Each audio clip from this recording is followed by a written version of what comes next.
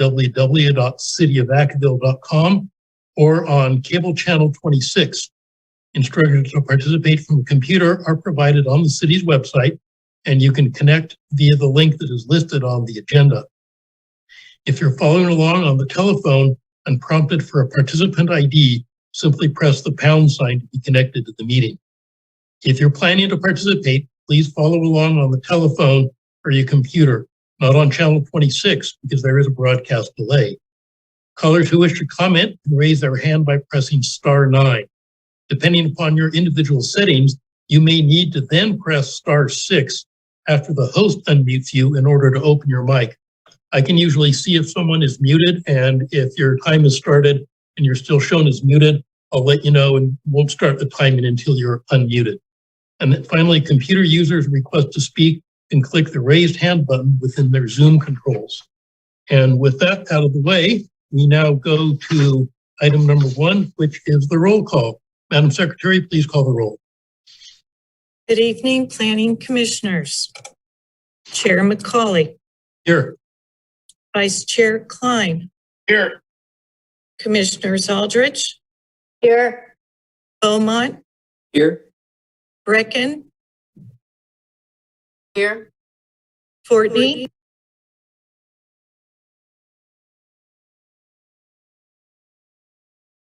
Here, I'm here, Nancy. Thank you. And Commissioner Lightfoot. Here. Chair, we have a quorum. Thank you, Nancy. If you would all please join me in the Pledge of Allegiance to our flag. I pledge allegiance to the flag of the United States of America and to the republic for which it stands, one nation, under God, indivisible, with liberty and justice for all. Thank you all. Communications, item number 3. Director Morris, do we have any communication for tonight's meeting?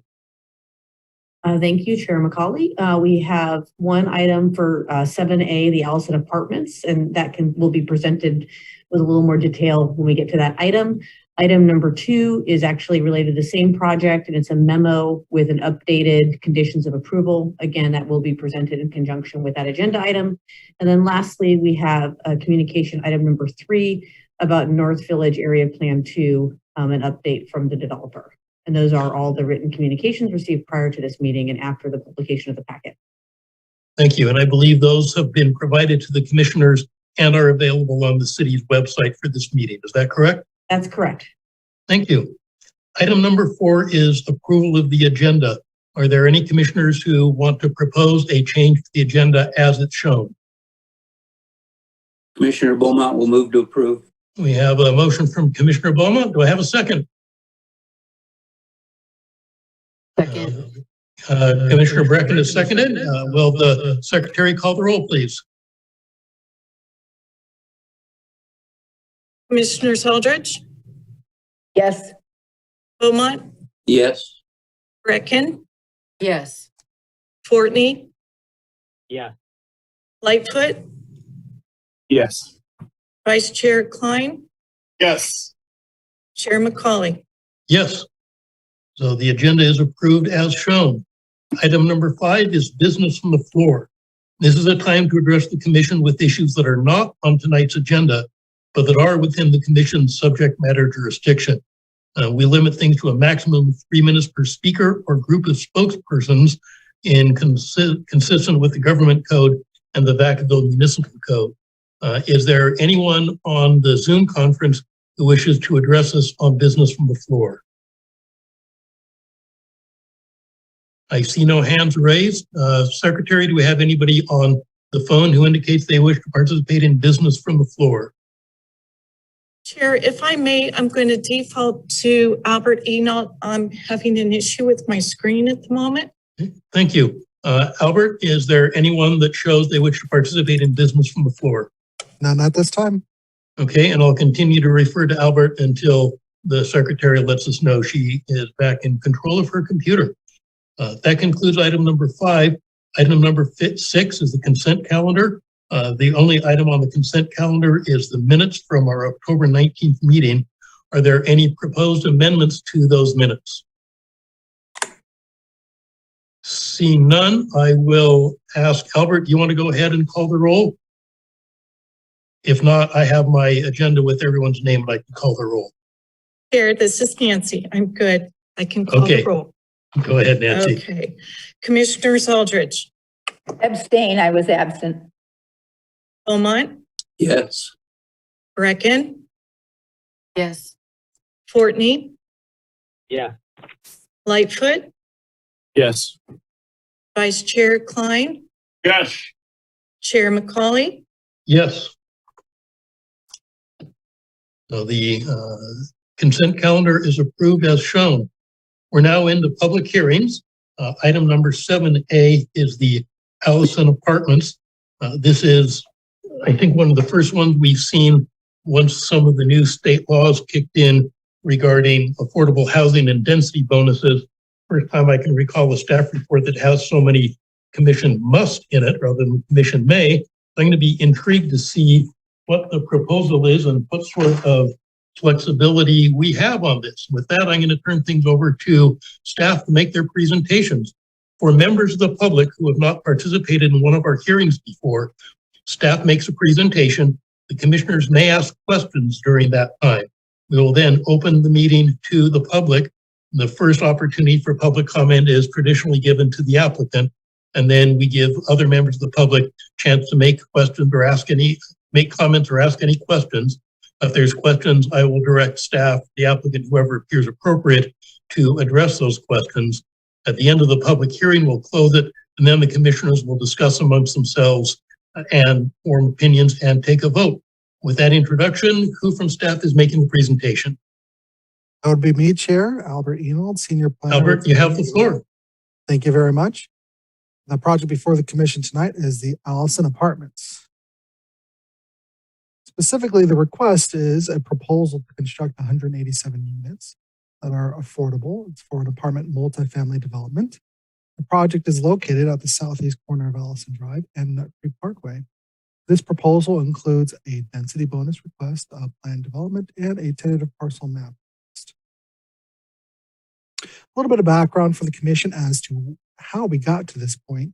In August of 2015, City Council heard and adopted the Vacaville General Plan and environmental impact report, which also included the creation of the Allison Priority Development Area.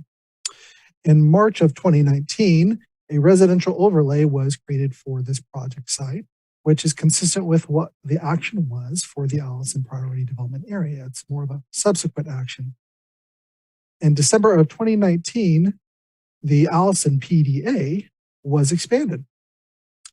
Fast forward to April 2020, the city entered into an exclusive negotiating rights agreement with CFY Development, the applicant for this project. And in February of 2021, the applicant submitted their application to the city. We reviewed it. In March of 2021, staff presented the disposition development and loan agreement to City Council, but that DDLA was rejected and the project was placed on hold. And then September 2021 of this year, just a few months ago, City Council heard the DDLA again, and at that time, they decided to approve it. And so the project resumed, and that is where we are today for the commission. Albert, this is Commissioner Beaumont. Is there any difference between when it was not approved and when it was approved again? For clarification on that, we do have the Director of Housing, Emily Cantu, who can answer that question. Emily could go ahead and address that at this point. Okay, good evening. This is Emily Cantu, the Director of the Housing and Community Services Department. And if I understand your question is regarding any changes to the DDLA that was presented to the City Council in March compared to the DDLA that was presented to the City Council and approved in September 2021. And the primary change was that the council had expressed some concern over a subcontractor of a different project of the developer not paying prevailing wage to his employees. However, the project here with the city is not a prevailing wage project, but we did add provisions into the DDLA to address ensuring that subcontractors do pay their employees. And that's the primary difference. Commissioner Beaumont, did that address your question? Yeah, that's fine. Thank you very much. Okay. Albert, go ahead and continue. A little bit of information about the Allison PDA, the Priority Development Area. As you can see on your screen, the area in blue is that Allison policy plan, and that is the area that was identified in the Vacaville General Plan and its adoption in 2015. And in 2019, that area in pink is the expansion that was created for that priority development area. And the main point behind this priority development area, the main vision by council was that we would turn this into a mixed use development. That is an assortment of residential uses that are in close proximity to various amenities, including jobs, retail, restaurants, and transit. And so this map is intended to show the commission the city's efforts to work with developers on those projects. The Strata 1200 or Casa de Vista apartment having been completed with 245 units. Those are currently there right now. And there's two developments that are under construction, the Pony Express Senior Housing, which is 60 units, and that is affordable. And the Harbison Apartments, that's 160 units. Those are market rate under construction now. You can see that going on. And then also the Peabody Apartments, which is 120 units market rate. And that is just a testament of the city enacting city council's vision for development within this area for residential development that is mixed with all of this commercial, the jobs, the transit development. So that brings us to the project site that is identified in a salmon color on the screen, the Allison Apartments. And that is an affordable project, and that's within that Allison priority development area. So a little bit of information about this project. The site it's going to be proposed on is 3.65 acres, and there are two parcels that the applicant is requesting as part of their tentative parcel map. The project site would be located on parcel 2, which is 2.68 acres, and then parcel 1 would be subdivided and reserved for future commercial, that is 0.97 acres, just shy of 1 whole acre. The project I mentioned before is 187 units for affordable housing. That is 80% or less of the area median income. This project would yield 70 units per acre, has one building that's 6 stories, and the units that would be proposed within that building range from 460 square feet to 984 square feet. The project description and the public notice and staff report identified 144 parking stalls, but the applicant had recently requested that that be changed to 130 stalls. I will touch on that change later on in the presentation tonight. Access for the project is provided off of Allison Drive with secondary emergency vehicle access at the transit center. The architecture is a contemporary design primarily made of stucco with some other accent materials.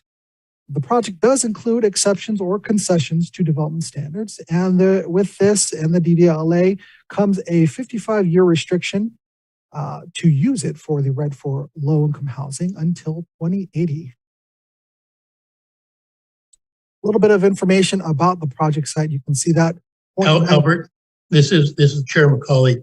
At this point, I should probably note that in the correspondence that we had received, that revised condition of approval and the proposed for the revised parking were included in that. So that's part of what we're looking at, is those are in the items we've already received by email. Was that correct?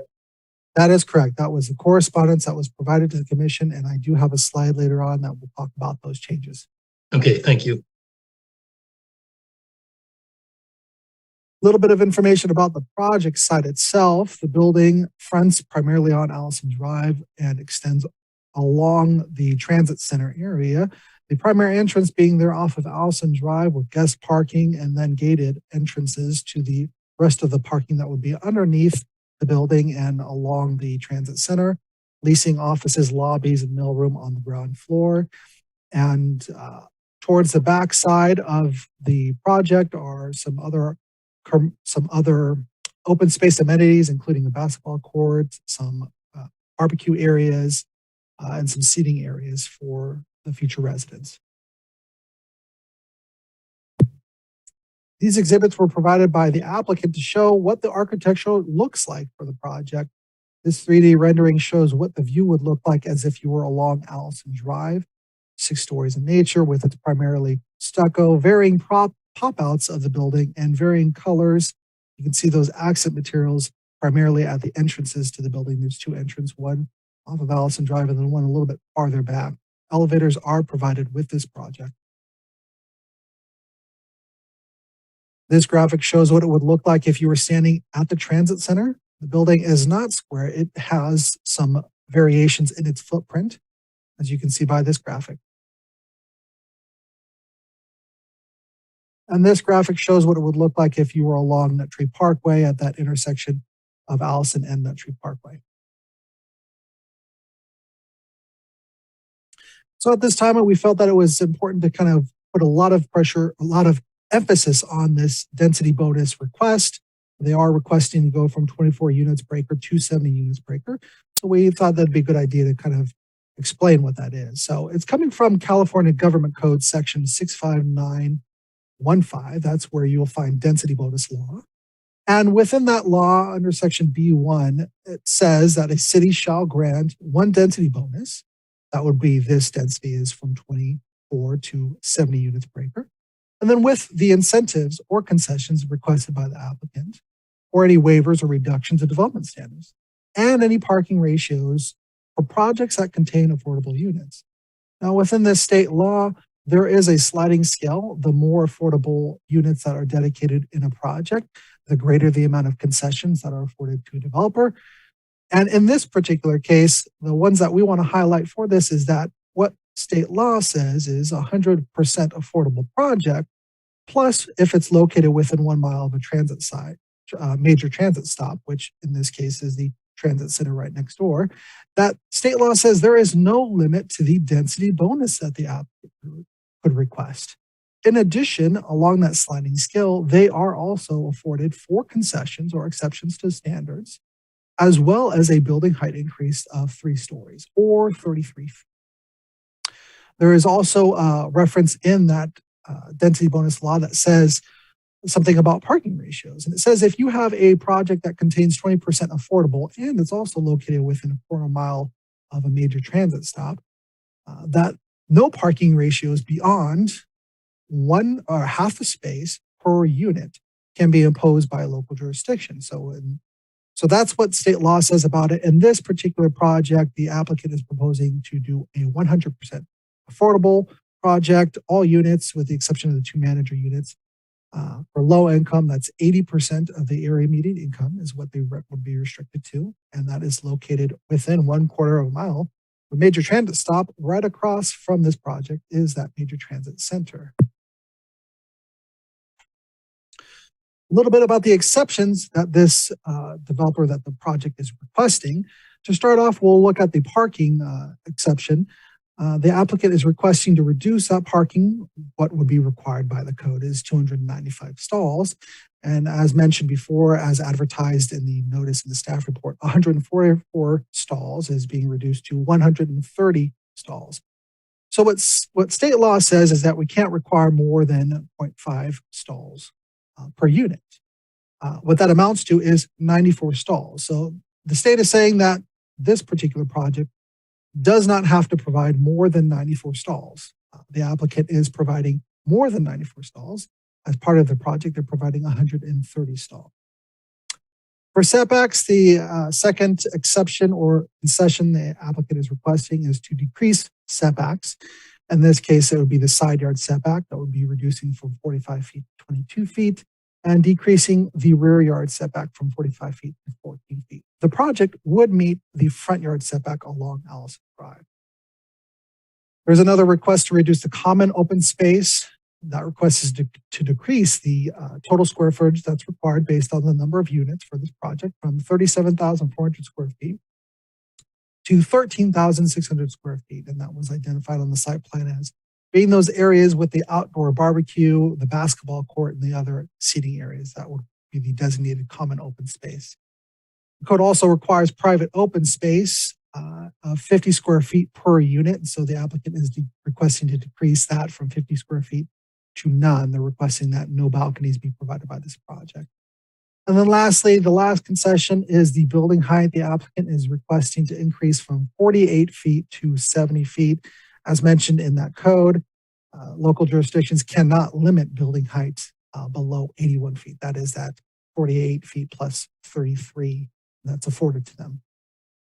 So that's a little bit about the concessions that are being requested and what state law says about how to address those concessions and what we can and cannot do. Moving on, we thought we'd talk about the CEQA evaluation for this project. So as I mentioned in the background, in 2015, the City Council adopted a general plan and they also certified its environmental impact report. And so that analysis identified what development would look like in the Allison business area. It wasn't project specific, but it identified the policy plan itself. It's community plan as it's referred to. And it also created that Allison priority development area. So what does the California Code of Regulations say about situations like this? When you have a general plan, environmental impact report, and then you have a smaller policy plan or community plan. Well, under California Code of Regulations 15183, it says that no environmental review is required for those projects when they're consistent with a community plan. That would be the Allison Business Area Policy Plan. When it's consistent with the zoning, which the requests for that density bonus, plan development, and tentative parcel map are consistent with what they can request. And then also consistent with general plan policies, which you'll find in your staff report. As part of the findings, we outline which general plan policies are applicable to this project and how they comply with those policies. And that there's no peculiar issues associated with the site. In this particular case, there aren't anything that's unique about it. There's no wetlands. There's nothing special about it. It's just a former vacant field that used to be an orchard. So in our evaluation, we determined that this project meets that criteria under the California Code of Regulations. And so our part of our recommendation for Planning Commission was that we just simply reaffirm that general plan environmental impact report because it meets those criteria under the California Code of Regulations. So on to discussing the changes to the conditions. Yes, we did have two changes that were identified in that Planning Commission memo that was sent this afternoon. One is a revision to that condition. It's condition number 1 that describes the number of stalls. Originally, it was 144 stalls. And the applicant is requesting to change it to 130 stalls. And really where this is coming from is there's a condition of approval, condition number 72 that comes from the fire department. And that condition strictly says that for that emergency vehicle access point that goes to the transit center, there needs to be a minimum width that's provided so that way emergency apparatus, vehicles, fire engines can get through that emergency vehicle point. And that width is 26 feet. And so the applicant reviewing the conditions determined that they would need to reconfigure some of the parking stalls down near that emergency vehicle access to make it work. And that would potentially look at the reduction of those stalls to 130 stalls. The other item that was mentioned in that PC memo was related to adding a condition. It would be a new condition that would go just before number 5. And what that says is it's just memorializing what is said in that disposition development loan agreement that was approved by City Council in September. And it's that at the close of escrow on the property that the applicant shall report a deed restriction on the property consistent with that DDLA that's between the city and the developer. And it's intended to restrict rents for a period of 55 years until 2080. So those were the two changes that we had sent to the commission this afternoon. We also received a few additional questions from commissioners that we... Oh, Albert, wait for a moment. Commissioner Beaumont's raised his hand. Doug, go ahead with your question.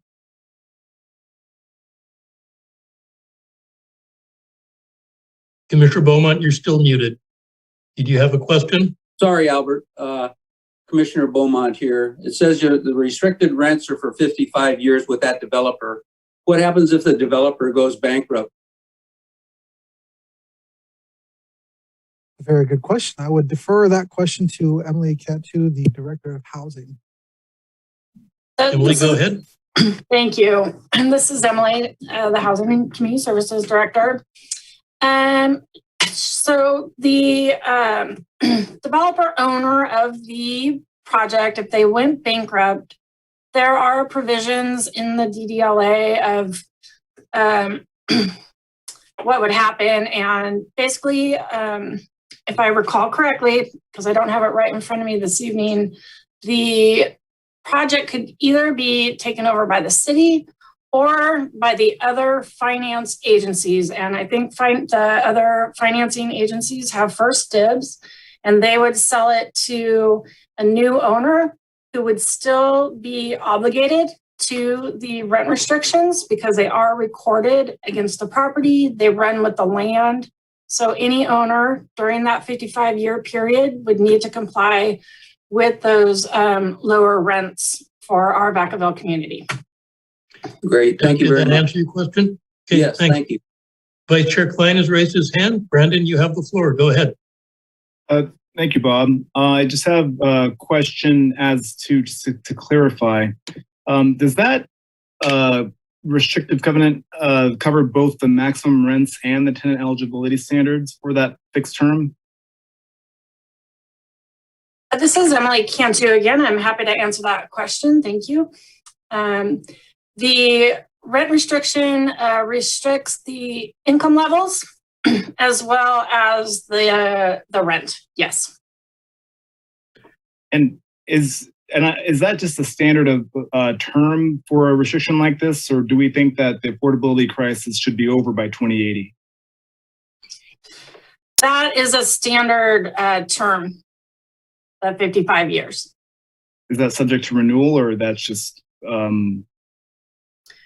Well, typically what would happen, the property would kind of be at its end of life. And if it hasn't done so prior to 55 years, it would be looking to, obtain new financing and do some serious rehabilitation and upgrades, et cetera. And likely in order to keep it affordable, they would negotiate with the city to extend that affordability period.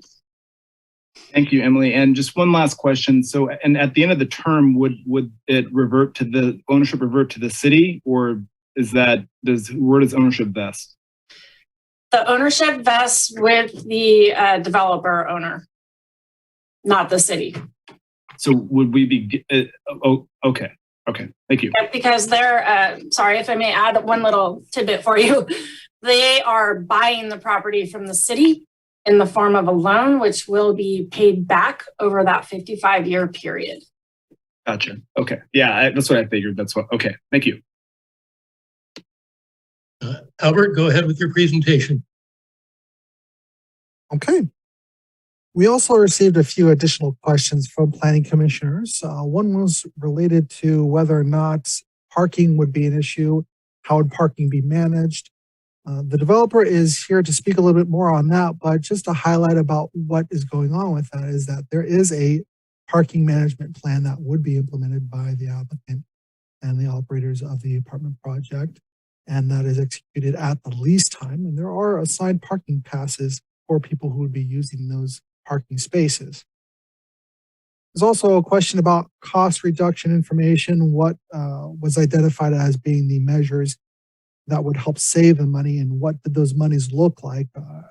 In this particular case, the applicant identified that having the parking reduction would allow them to save approximately $2.5 million because they'd have to do a second floor worth of parking, and the construction costs associated with concrete, the steel, and other things would amount to about $2.5 million. There was also an assessment that they had done that identified what it would look like if they put private balconies on each of the units, and that cost ran around $700,000, and that those were the two items primarily that with those being sought as concessions for the project, that would save that amount for the project and their development. There's also a question about clarification on the applicant's request for flexibility on the units. It wasn't a request to change the units to increase them. It was just to change the unit mix type, meaning that perhaps that they get their funding from the state on grants, and maybe those grants say they'd prefer to have more studio units versus one-bedroom units, is that they would be interchanging how those will be used. Maybe they were looking at increasing the number of studio units and decreasing the number of one-bedroom units. but there's no proposal to increase it beyond 187 units. There was a question about whether or not the developer considered for-sale units. Again, the developer, CFY Development, John Cicerone is here. He's got a presentation after ours that he can clarify on that for-sale units. But a highlight about that is that the project that was presented to City Council was not for a for-sale product.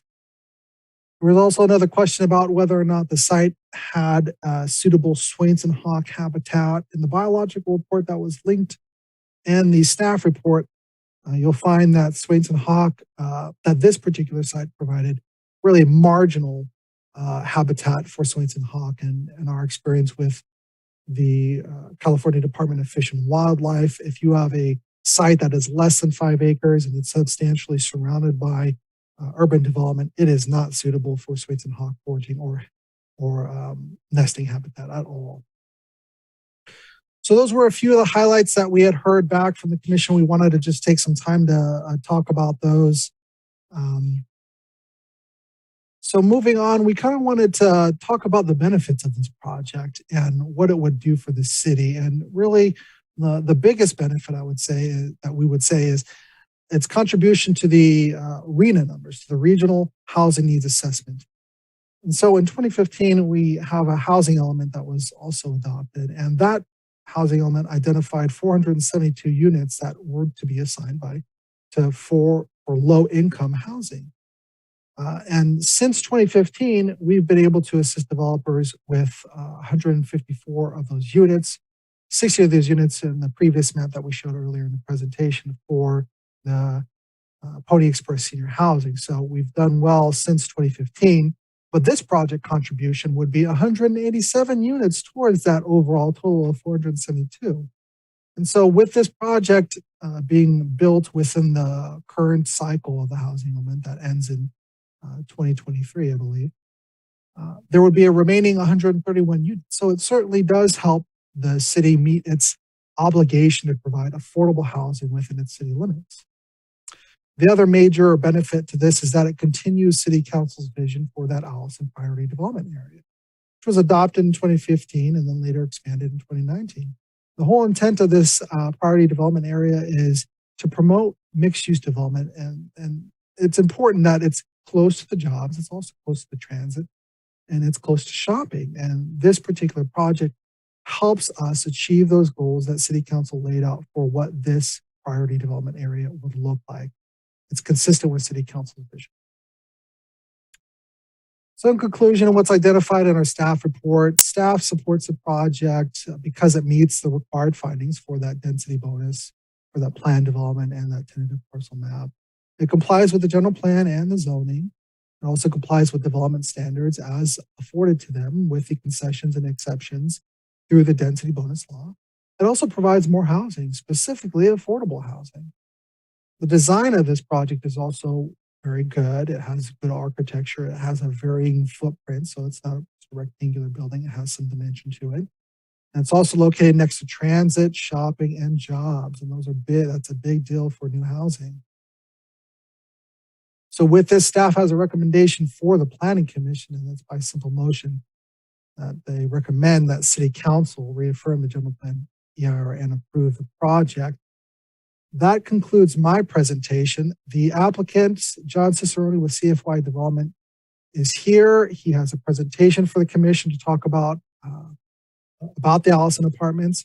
And of course, Emily Cantu with the Housing Department is here to help answer any further questions for the commission. Thanks, Albert. And we'll make sure that the applicant gets the chance as the first person under public comments to speak. Before we go any further, I have to admit I was negligent at the beginning of mentioning that I did have a chance to meet with the applicant and the applicant's engineer late last week to discuss the project. Everything that is in the staff report was covered in that discussion, except they also brought up a little bit of information on their financing, in which I stated that the Planning Commission doesn't deal with the financing, just the land use. But other than that, everything that we discussed is in the staff report. And at this point, I'd ask any other commissioners who had ex parte communications on this project to please indicate so. So I see Commissioner Beaumont's hand is up. Doug, did you meet with the applicant or with anyone else? I had an email exchange with the applicant. I never met with him, so that's all I had with one email exchange. Okay, thank you. Commissioner Aldrich? I had a phone conversation with the engineer. Thank you. Commissioner Fortney? Yes, I had a conversation with the applicant's engineer for clarification on the parking ratios and actually had a discussion about our new item for a condition of approval, which was the deed restriction that I'm very thankful has been implemented. That was it. Okay. Thank you. Any other commissioners have ex parte communication? Don't see any other hands up, but if you do, when you have a chance, make sure you let us know.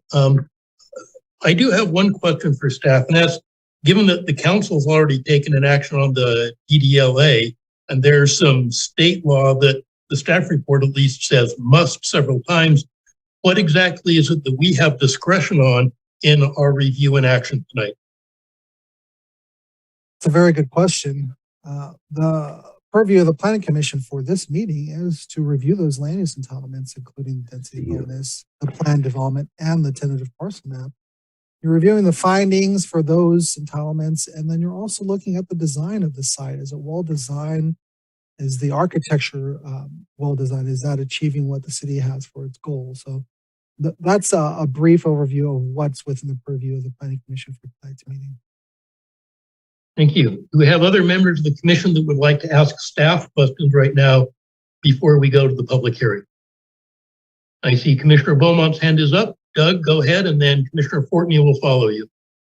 Albert, Commissioner Beaumont, I just wonder, when the applicant filed the map for approval with the Parcel 1, Parcel 2, was there any questions about limiting the Parcel 1, the 0.97 acres, and making it smaller to get more parking? A very good question. And really where that comes from is the vision for City Council, is that the original vision was to provide workforce housing for this area, but also to make a mixed use development. And what that mixed use development looked like was the reservation of that small 9.97 acre parcel for future commercial development. So where it's coming from is that's what City Council was envisioning for this area, is what was originally advertised back to City Council when we did this zone change before this project came to us back in 2019. So that's really where it's coming from. Thank you. Commissioner Fortney, go ahead. Yeah, thank you, Chair. I have a couple of questions here.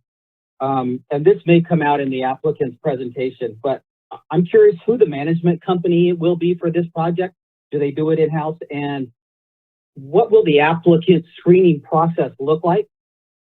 And my question is not only for this project, but we're going to see more of these affordable housing projects that have some assistance from the city of Vacaville in terms of a loan or discounted sales price of the land. I want to see how we can't have a conversation that includes some type of policy at the application process that is a Vacaville first policy.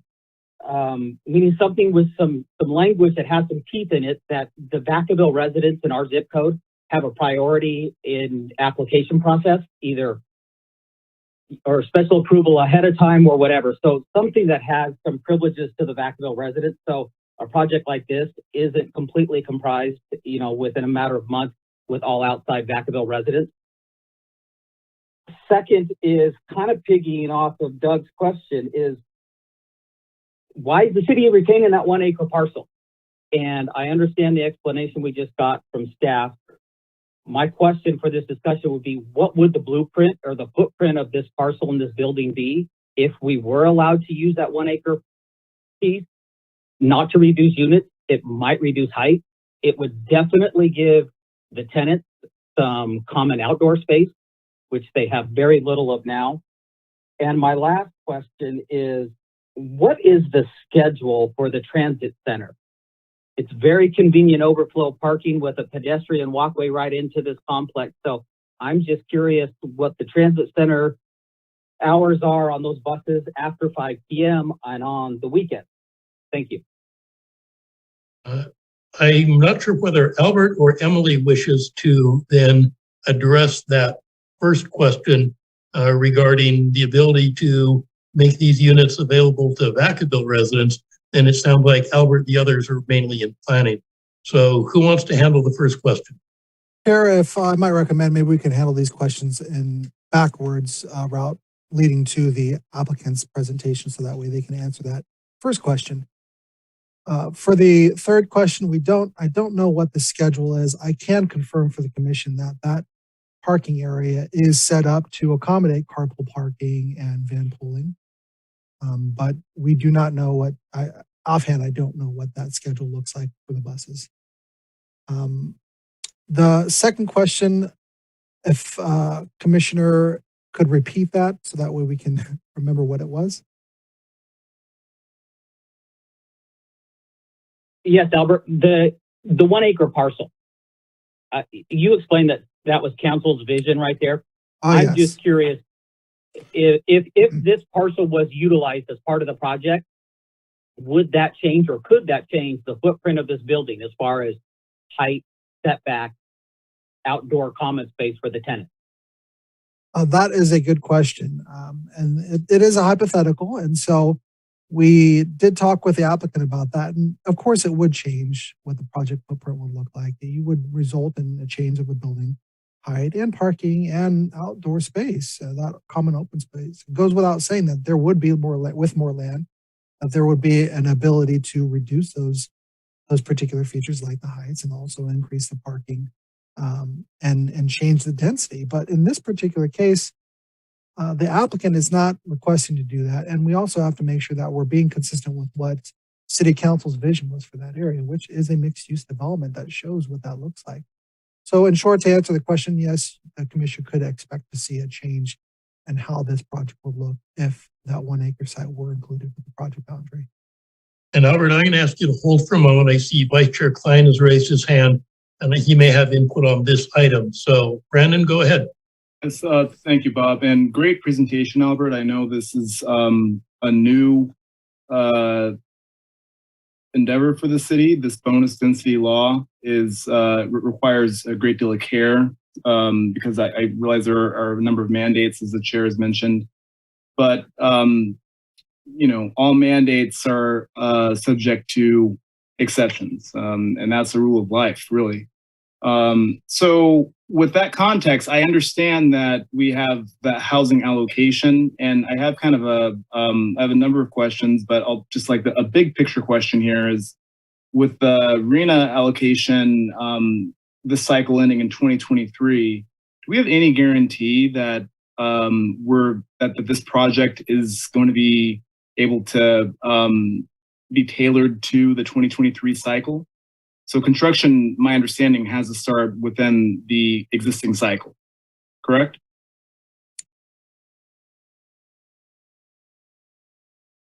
And Brandon, well, hold on for a moment.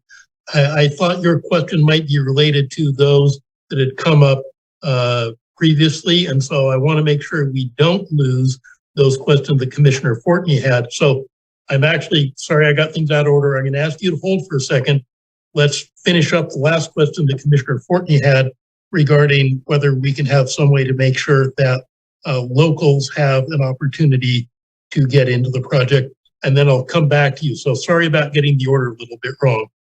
And with that, I will go back to Albert and to the housing staff and ask them to address that first question that Commissioner Fortney asked. Thank you, Chair. So on that question of whether or not there'd be housing first, I'd like to defer to Emily Cantu and then also the applicant, John Cicerone, to shed some light on that. Okay, Emily first. Thank you. Yes, this is Emily. So I believe the first question was related to the applicant screening, and I will defer that to the developer, John Cicerone. And the second part of that question was related to a preference for Vacaville residents. I also will defer to the developer, but I believe that could cause some fair housing, there are fair housing law constraints to having a preference for only Vacaville residents. So what happens is we try to do a lot of our recruitment for tenants, if you will, through advertising. So using local channels for advertising that the units are available, including, you know, our website and we very daily provide resources to folks in need of affordable units. So that's another way that the information would go out. But again, I'd like John the developer to fill in on that one. And then the management company, you can speak more to that too, but yes, it is an internal management. So this company, this developer, not only do they construct the property, but they do keep it, own it, maintain it, oversee it for the life of the project. So they are in from day one, and they're in it together with us, the city, as partners for at least that 55-year period. Thank you, Emily. And Vice Chair, I'm sorry that I got you started and then cut you off, but I'm going to give you the floor once again and let you ask your question. Then I saw Commissioner Brecken's hand was up after that. So once you're done, Vice Chair, we'll go to Commissioner Brecken. Go ahead, Brandon. That's all right. I just am piggybacking on Emily's point. I don't know if that's even in the purview of the commission to explore a condition like that. So my questions are more focused on things that are within the scope of the planning commission. And in terms of the findings that we're being asked to make, my big question is this going to hit the current cycle? Do we have any guarantee that this project will be tailored to the cycle that ends in 2023? So that's a simple yes or no question, but I have some other issues that where I think the design does sort of get influenced by this bonus density concession as to the private space. And I'm curious, do we know what the guaranteed maximum price of this contract is, and whether or not something like a private balcony that in the aggregate is less than $750,000, does that impact the overall cost? Because we're being asked, the standard here is identifiable and actual cost reductions. And if this project does not result in identifiable and actual cost reductions, then that would be an exception to the bonus density law under the government code. So something like the private balconies seems to be a de minimis impact, but then again, we don't know because we don't know what the overall cost of this project is. If it was in the staff report or in the materials, I missed it. So I'll just take a pause there, Albert, and do you have the answer to those first two questions? I see Senior Planner Hayes has her hand up, probably dealing with the RENA. So I'll turn things over to Tyra for that. Thank you, Chairman. To answer Vice Chairman Klein's question regarding the RENA, it's not likely that the number of units being proposed with this project is going to hit this current housing cycle, but that's okay. Once this housing element cycle ends and we transition into the next housing cycle, these numbers go away and we need to focus on the new RENA numbers. Any project that is issued a residential permit starting in July 1st of 2022 can be applied to the next housing element cycle, which you've noted begins in 2023 and ends in 2031. I don't want to go too far down this path, but we essentially have to provide for just under 1,100 units for low-income households. So to have this project count towards our next housing element would be extremely beneficial to the city. Commissioner Klein, did that address your question? It sounds like there's not we don't know, but we just want to build more affordable housing because it'll help, if not in this cycle, in the next. Is that correct? Did I get that right? I guess there's a possibility. Oh, go ahead. It really all has to do with the timing of the permit issuance. If it's after July of next year, it will apply to the next housing element cycle. This is Emily Cantu, the Housing Service Director. I can add a little bit of information from the perspective of the negotiated agreement that the council approved in September. So absolutely the goal of the developer, I'm sure he's going to talk about this, is to obtain financing for the project in January with the intent to pull those building permits in the spring of 2022 and start construction. And of course, for the arena, the permit pulling is the trigger, but starting construction in summer next year. That's the ultimate goal that they're looking towards. The agreement does provide additional time if that financing doesn't come through in January, and that then would speak to Tyra's comment about still meeting and helping with the city's housing element arena goals in the next housing element cycle. And then if it pleases the chair, I had a little bit of information on the project costs, if you want a little response to that. That's timely considering Commissioner or Vice Chair Klein's question, so go ahead. Thank you very much. So the project cost is, total cost is about $65 million. The financing for this project is currently structured so that the city contribution towards any gap of the financing they can obtain is $1.9 million. And the sale of the land, which both the 1.9 million and the fair market value of the land are going to be paid back to the city. So any increase in costs from that plan in that financing budget it will be a gap in the financing for the project. And that would require the developer to spend additional time, either come back to the city and ask for additional funds, or to seek other financing opportunities, which would delay the project for an unknown amount of time. So that's just from the agreement perspective and the housing department experience perspective. Brendan, do you have a question you want to ask at this point, or should I go on to Wendy and then we can go to the public? Well, I do have one last. Emily, thank you very much for that. That's helpful. I'm curious about the subdivision. Was there an alternative studied where the parcel is not subdivided?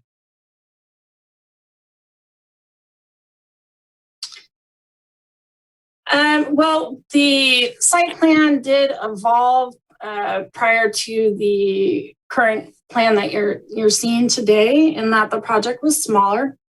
However, with the driveway entrance requirement to be off of Allison Drive, it would have cut that parcel into smaller pieces that and the city looked to actually expand the number of units available just to make the site plan more cohesive and leave a single contiguous, remaining parcel for that future commercial retail project that the city envisions.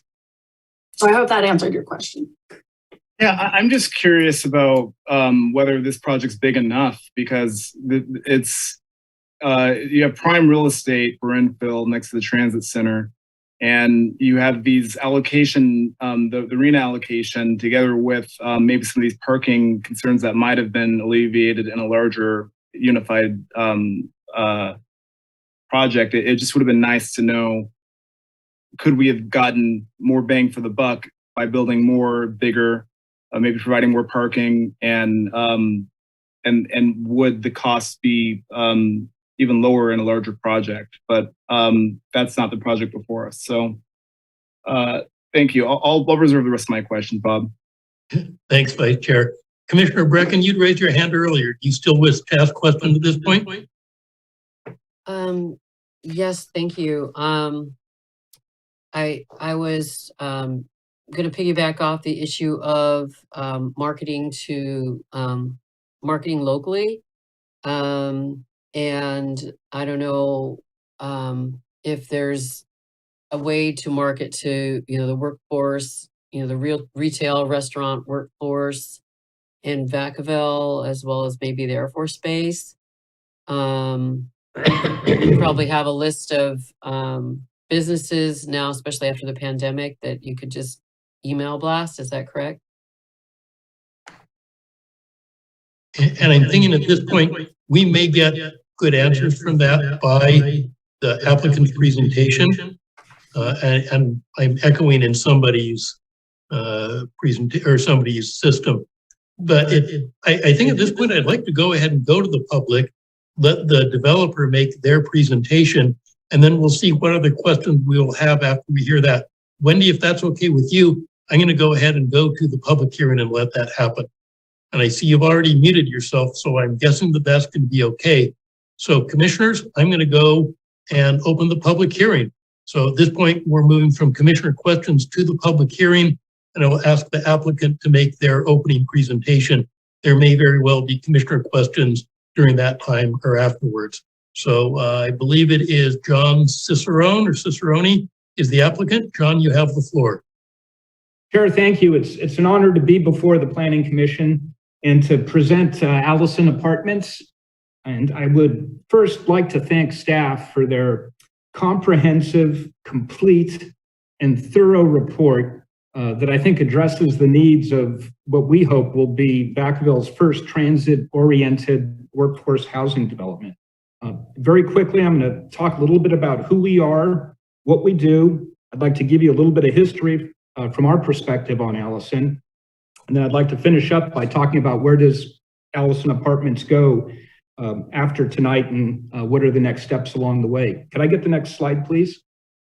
We are affordable housing developers, and we've been doing this for over 30 years. For those of you who aren't on video, I've got some pictures of our projects. The one at the top is Kimmy's Place that we opened up in Vacaville a few years ago. It's a family project. We do senior projects. That's the next picture right below it, Globe Mills, where my partner Cyrus converted grain silos to affordable housing. We do historical National Park Service renovation, which is the Hotel Stockton below that. And then we also do transit-oriented high-density projects, which is the next picture of our Hardin project, which is in downtown Sacramento. There's a long list of 39 communities there. The one at the top is our most recent, Truckee Artist Lofts, that's just opening up. The one at the bottom was our first, Eucalyptus Gardens. It's in the city of Avalon, which for those of you that don't know is on Catalina Island. So we pretty much cover west to east on the state, and you'll see that we go down to Bakersfield and Kern County, and we go up to Crescent City, so pretty much north and south. I'd like to address the commissioner's question about management, and that we pride ourselves on being a vertically integrated company where we build all our own projects as the general contractor. We own all our own projects. We are the general partners. Even though, as Emily said, we'll be buying the land from the city, we view this as a partnership with the city. And we'll be involved for at least the first 15 years of the project. And on all our communities, we stay in and we run the property management and we do it all ourselves. Can I move to the next slide, please? We've won many national and regional and local awards. On the left is a long list of all the awards that we've won. On the right are pictures of some of the projects. The top picture is a little Bellevue renovation that we did. We finished it in 2020. Won an award for being the best rehabilitation project in California. Right below it is Bartlett Commons right up the street in Davis. That project won the super prestigious Gold Nugget Award for Best Affordable Project in the state of California. That was when we opened it in 2018, and it went on to be one of 3 projects in the Pillar of the Industry Awards at a national level. Below it's our Wall project, which won the Urban Land Institute Award for Best Healthy Place in America, a national award. And it went on to win a regional transit award in the greater Sacramento area for best transit-oriented development in 2015. But what I really want to do is talk to you tonight about Allison. If I could go to the next slide, please. And as staff indicated, it's been a long journey to get here tonight, and it started back in 2019. And I was talking to Emily about Callan Street and some of the other projects in town. And at the time, the city was considering a mixed-use development adjacent to the transit center and a lower density residential component and a bigger commercial component. And our thought is it was a terrible underutilization of a prime spot, and we proposed a higher density transit-oriented workforce housing project. It is absolute smart growth in the urban core. It's adjacent to your transit center. It's in walking distance to all the retail. It's a priority development area for the city. We specialize in much needed affordable housing, and we're very successful in doing this. And we were inspired by 3 of our other communities. At the bottom of the slide is a picture of the Hardin, which is very similar to what we're proposing here in the sense that it's 5 levels of housing over podium housing. Same with RE Place, which is currently under construction. It's another transit-oriented project. It's a combination of 5 and 4 over podium. And then finally, our Wall project, which is on our street in downtown Sacramento, which again won the award for best transit. We never, to address a question earlier about for sale projects, we specialize in affordable and we don't do for sale. And when we approached and talked to the city, the for sale component never came up because it was always thought and envisioned as an affordable housing project. Could I move to the next slide, please? The city liked our idea and preferred our transit-oriented concept. And in March 2020, we entered into the exclusive rights to negotiate agreement with the city with our affordable housing project located back on Transit Way, closer to the commercial shopping center as shown in this slide. And the strip of land between Allison, which is in the lower left-hand corner of the slide, and our building was intended back in 2020 to be a bigger commercial development project. And again, we had pushed Allison into the back to accommodate that.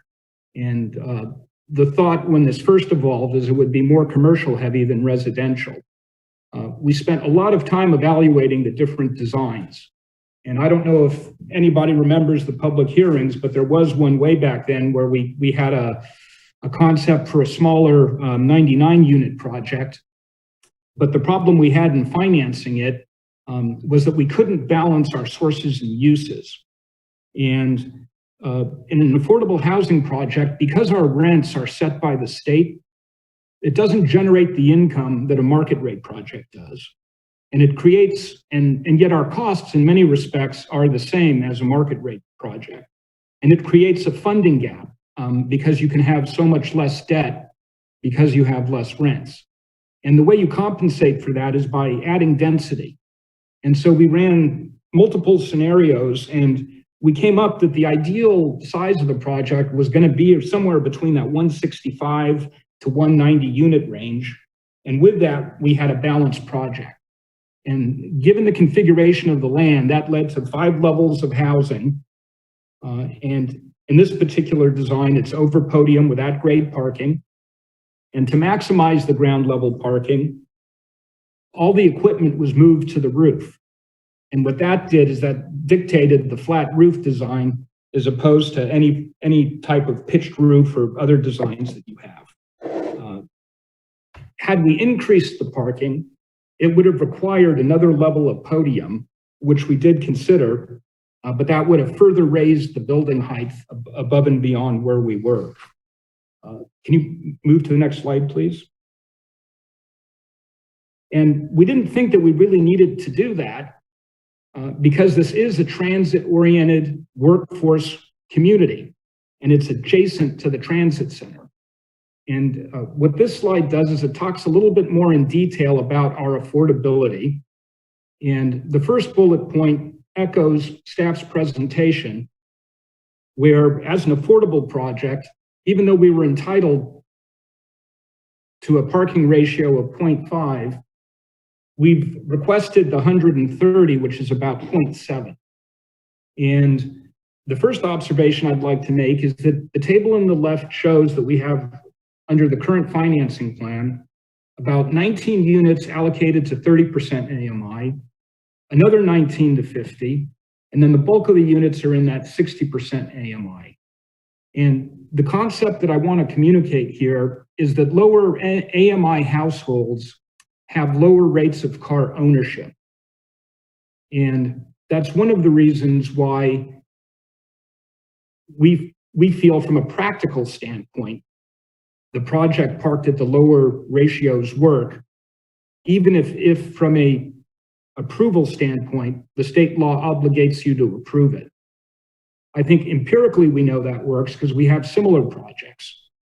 And our similar projects are typically parked in that 0.6 to 0.7 ratio, and it works. We're very careful to provide alternate means of transportation, storage for alternate means of transportation. And in particular here, we've got parking for 116 bike spaces. John, I'm going to ask you to hold for a sec. Commissioner Beaumont has raised his hand. So Doug, go ahead with your question. John, just a quick question. Assuming, let's say you have more cars than spaces, are they authorized to park in the transit hub?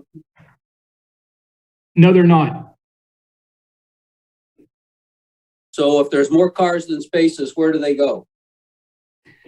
I think they don't lease from us.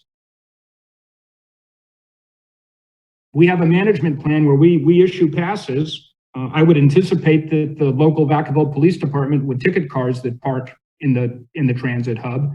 And I view our concept of a transit-oriented one to be a concept where we really believe, because it's going to be a younger demographic, that we won't have a parking problem. So once you've given out 130 parking spaces and you have 15 apartments left, then you have to look for somebody without cars? Yes. I think as a practical matter, that's exactly how it works. They don't rent from us. And so that's why when Emily was talking about the $65 million project, don't forget that I have investors and lenders and everybody behind me who believes in this. And it does work in other areas. And I know it's the first one of its kind in Vacaville, but there's absolutely no better place to put it than this. Well, I agree, but I'm okay. I'll believe it when I see it. But thanks, John. Okay, and thanks, Doug. Vice Chair Klein has his hand up. Go ahead, Brandon. Yes. Can you just elaborate on your source of data for concluding that lower AMI households have lower incidence of car ownership? Is that just, I mean, it's anecdotal. It's anecdotal, and I can't quote any source. Okay, so we just would have to take your word for that? No, I don't think you'd take my word for it. I think in terms of what you would look for to approve would really be the state law and the 0.5, and the fact that I will exceed that. I've requested 130 only because we haven't finished the EVA design yet, and I'm hopeful that we'll be able to maybe get more than that. I'm just trying to track your conclusion about lower AMI, but it sounds like you don't have data to support that. So in terms of any guarantee or any sort of a condition here, it sounds like what you would rely on, just picking up on Commissioner Beaumont's question, is you rely on Vacaville Police Department to tow people? I'm not sure when you say rely. I mean, from my perspective, we're relying on our experience with other communities and that ratio works. But I mean, I guess what I'm trying to get at is what's the or else? How do you enforce your we have a parking management plan that we implement at each community. And the parking management plan would allocate passes to the tenants that have cars that need to park on site. And so do you have so many visitor spaces as well?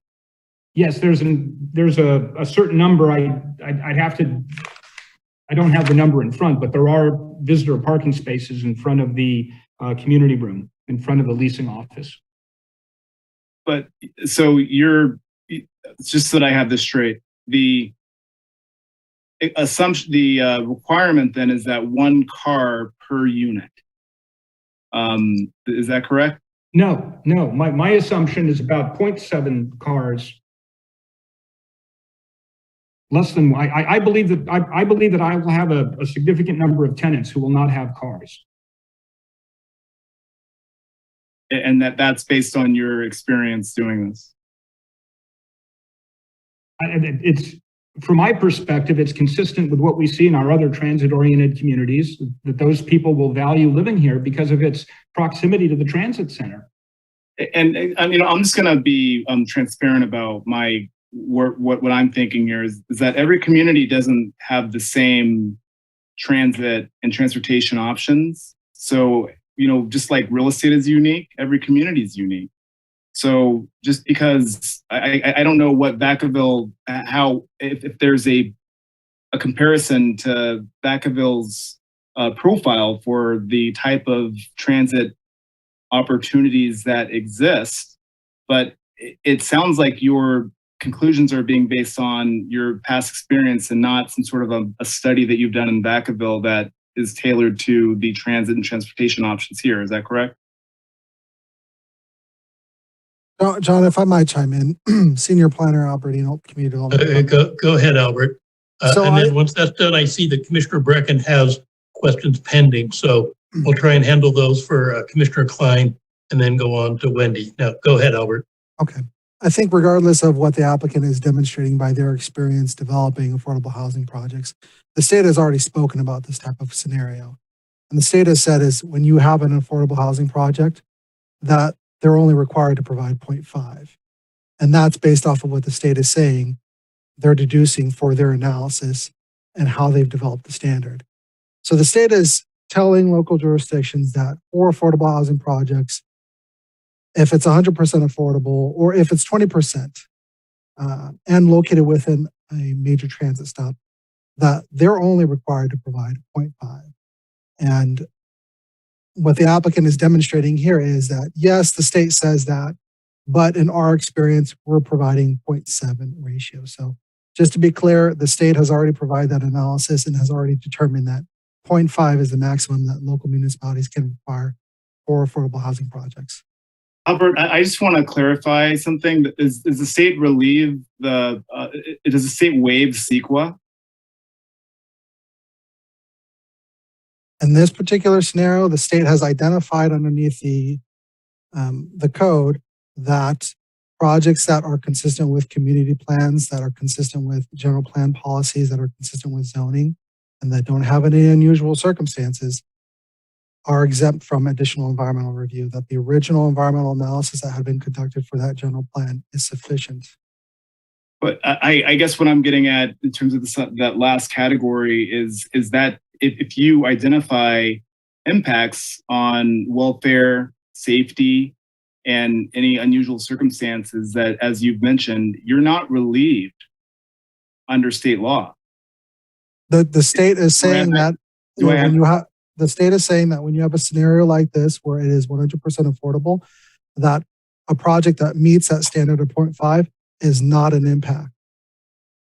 And unless there are impacts in other areas.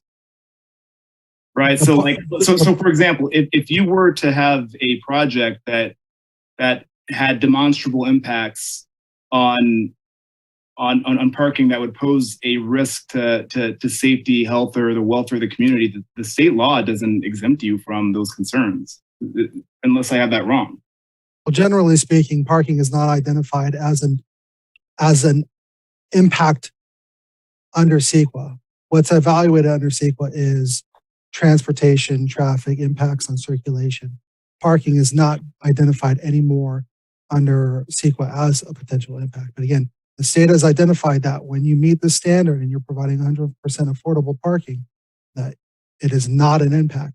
Other examples of identifiable impacts unrelated to parking might be that there is insufficient sewer capacity or water capacity that to meet the project needs, or that the project itself, the site itself has sensitive habitat like wetlands that would require filling. Those would be examples of environmental impacts that this project would create. Parking is not an environmental impact under CEQA, and the state has identified that if you have a project that is at least providing 0.5, that complies with state law. So let me put it to you this way. And Brandon, I hope we can wrap up fairly quickly on this point.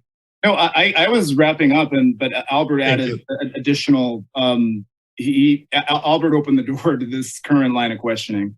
So I'm just trying to understand Albert's point.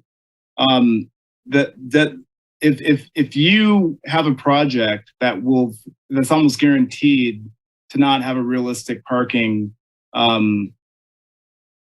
forecast, so under state law that's all good. Is that what you're saying? State law says that 0.5 parking spaces per unit is a realistic parking provided for affordable housing projects. Okay, I don't know if that answers my question, but in the sake of time, we can move on. Commissioner Brecken, did you have a question of the applicant at this point? Just responding to the current conversation. If we look at the findings that we're supposed to make on density bonus findings, and it talks about concessions, and it says that the concession would not have, we're supposed to find the concession would not have a specific adverse impact as defined in the government code upon public health or safety or physical environment or on any real property. So what we've got here is we've got a location near Strata and near Harbison Townhomes. Harbison Townhomes had an exception for parking, and I believe Strata did too. And so people who living in the Strata apartments are now parking in Target. At least that's what they're saying on social media, and they're having a heck of a time with parking. So it's just a problem in that area. And I was sort of envisioning before the developer was talking, I was envisioning that this would be maybe even a health and safety problem as far as people getting into fights about parking, looking for spots. But it sounds like, and then I'm asking the developer this, it sounds like you're providing every individual with a pass. So, so then you have the people that you allow in and they're saying they don't have a car and they'll be fine. And then they subsequently buy cars, or they have a car and they've just lied and say they don't have a car, and they're just going to plan on parking it in the TOD or in Target. How is that going to work out? I mean, I don't see how you can really manage parking aside from giving everybody a parking pass. Am I wrong in my assumption? At this point, I'll ask the applicant to go ahead and continue your presentation. Chair, thank you. Can I have the next slide, please? Yeah, and Wendy, your hand is still up, so if you'd lower it, thanks. Go ahead, John. Let me just run through. I've got two more slides here, and then I'll be turning it back to you, Chair. The slide here depicts the project as it's before the Planning Commission tonight. And if you notice, the building itself has rotated from the earlier slide, and the primary access is now off of Allison instead of back in Transit Way. And what this did is it permitted fire to access the building from Transit Way. And when you look at the slide, on the right side is Transit Way, and you see the two arrows showing the EVA access. And that was one of the primary reasons for why the building was rotated. If you notice, the commercial area is still present for the anticipated and the envisioned mixed use project, and it's reduced in size now to about 1 acre. And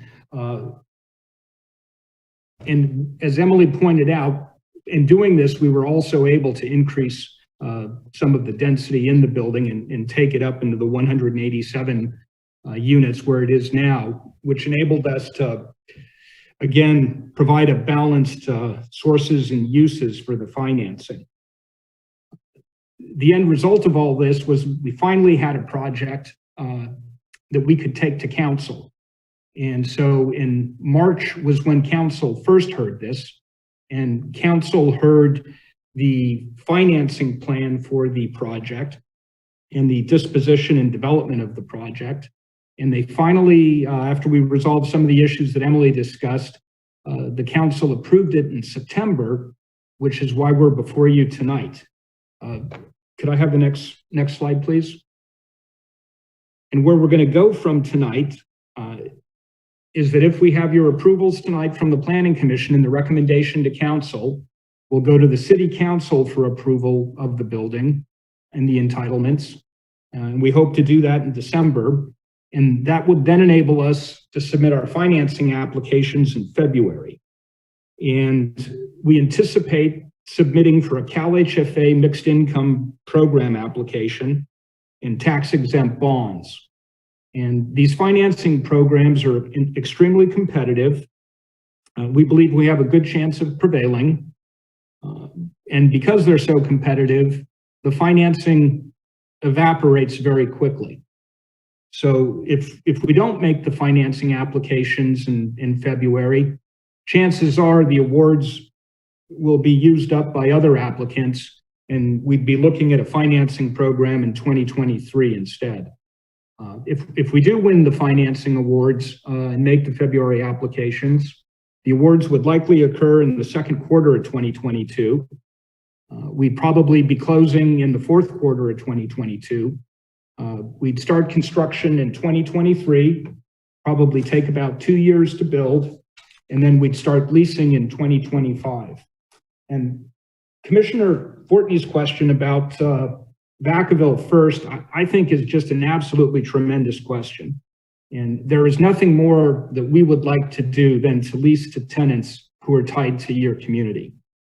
And I also agree that it's not the purview of the Planning Commission to impose conditions on us that obligate that.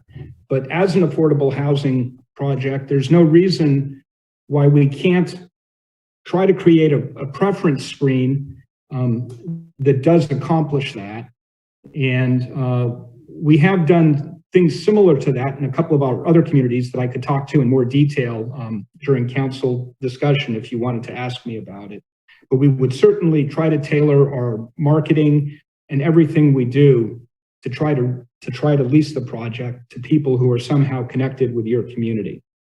I'd also like to point out that I'm not quite certain, did Alan Haddock, my civil engineer, and Mal Montoya make it as panelists tonight? Are you there, gentlemen? They do both show up on my screen as here if there's questions for them. Thank you. So I just wanted to point out to the commissioner that they're here as well to answer any questions you may have. Okay. Well, I see the vice chair has his hand up. I want to see if other commissioners who have not participated yet have questions, and then goes to those who have already participated, and then we'll go to other members of the public. I see Commissioner Beaumont's hand is up, none of the others that haven't, so we'll go Doug and then back to Brandon. So Commissioner Beaumont, go ahead. Hey, John, first let me say my folks lived in Avalon for 40 years, so I like you already, okay? I know the eucalyptus gardens, so thank you very much for that, because they need affordable housing over there for sure. My one question I have left is there any limits to the number of people that can rent each style of units that you're offering? Yes, and it's generally what they call the 2+1, which is 2 people for every bedroom and 1 in the living. Okay, great. And how do you do that when you rent to somebody, and let's say some extra family shows up? Is that just reported by the other people that live there? Yes, and if not, we do regular, our on-site management staff does regular apartment visits. Thank you very much, John. Vice Chair, you had your hand up previously. Do you still have a question or comment before I go to Commissioner Brecken? Yeah, I do have a question. I appreciate your comments about Vacaville first. I mean, I absolutely agree. I'm just channeling my inner Aaron Bush in terms of trying to keep us within our scope. But you know, in terms of the schedule here, I see that council approved that in September 2021, right? Correct. The DDA. Okay. They didn't see the building.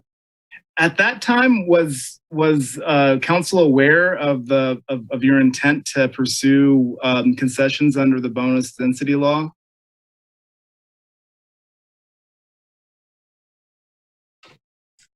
I may have to defer to Emily. I'm not certain, Emily, how to what extent, Emily, was that raised? Hi, this is Emily Cantu, the Housing and Community Services Director. So the disposition, development, and loan agreement approved by the City Council discusses the project in more general terms. It did not discuss the planning application or the concessions that might be requested. It talks about the number of units, the affordability restrictions, some of the property amenities, and other items like that, but nothing about the application to the planning department, which is under the purview of the planning staff and the planning commission, and then to the council after your consideration. And I'm just trying to be attentive to the applicant's concerns about the timeline. And it seems like in the future, it might be helpful to try to consolidate some of this to speed up because, in terms of the time, I know that council is the ultimate decider here, and it would be, it behoove us all to try to provide as much information to council at the time so that they're not making a decision in a vacuum. That's just my comment. Thank you. Thanks, Brandon. Commissioner Brecken, go ahead.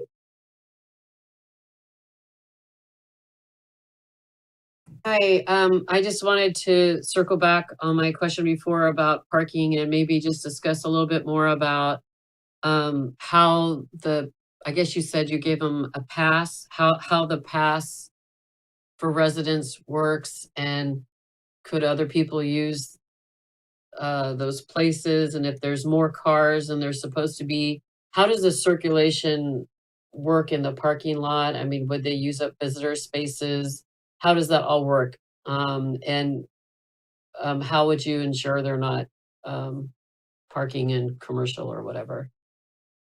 Well, we envision, this is John Cicerone responding. And Wendy, thanks for muting. I think Commissioner Brecken, whenever your mic is open, when somebody else is talking, we get an echo. So as soon as you're done, if you can mute, I think that makes our system work better. So sorry about that. John, go ahead. Chair, thank you. We envision a gated community, and we're proposing a gate just when you drive in off of Allison, right after some of the guest parking.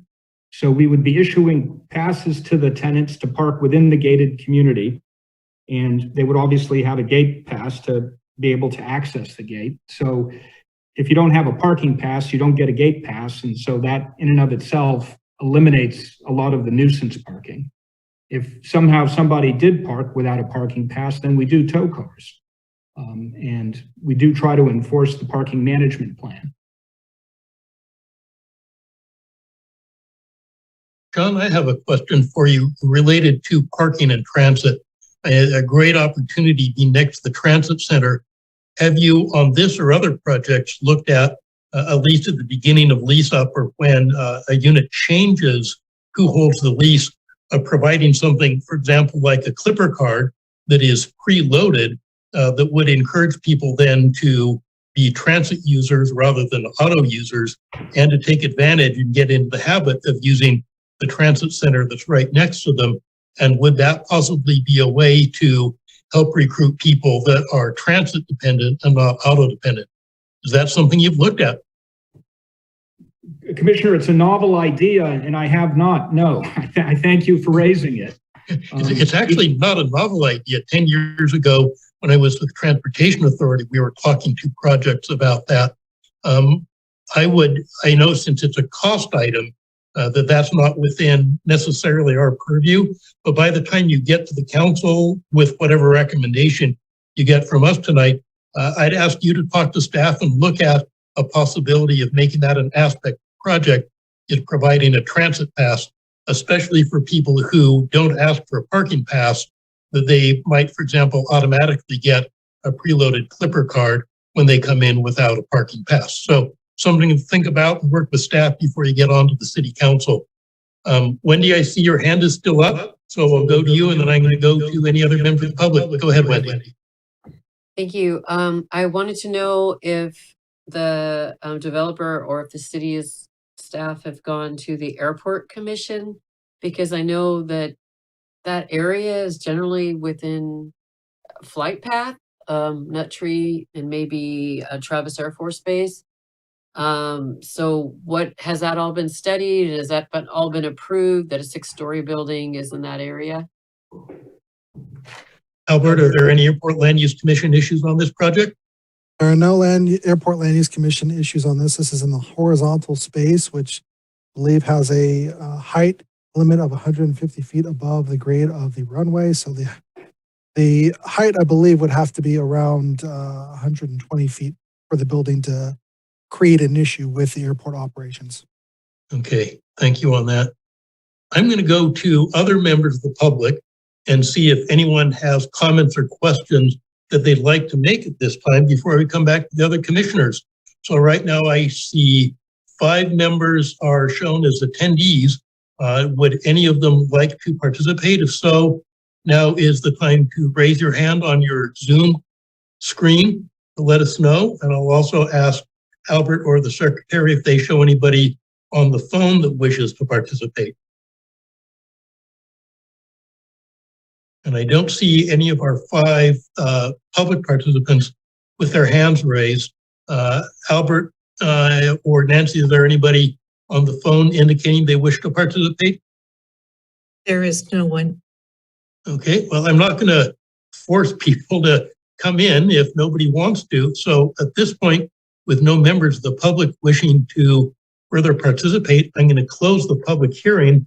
And it's now time for the commission to discuss the project and then take an action. And I see Commissioner Brecken's hand is up. But before I go to that, I want to give some of my thoughts on this because I haven't participated much. This is a very classic issue we're going to deal with infill, but even more with the way that the state law has changed on how we have to deal with higher density and affordable projects. And I would love if we had a bit more discretion on this, and I wouldn't mind seeing if we walked down the staircase from like 1 parking space per unit to 0.9 to 0.8, but the state's given us pretty clear indication that we can't require any more than 0.5. And I think with what they've done with CEQA and the other exemptions, they've very clearly said you can't look at that as an issue, but you can look at, is it a good location and how does the building look? We don't have a flat square piece of concrete on this. We have colors and variety of the design and the insets. And I think we get a good looking project that if we're going to approve something, this is the sort of thing we would want there. It has the benefit of being around Travis Credit Union up on the hill and the freeway overcrossing. So those already elevated areas will reduce the apparent bulk of the building.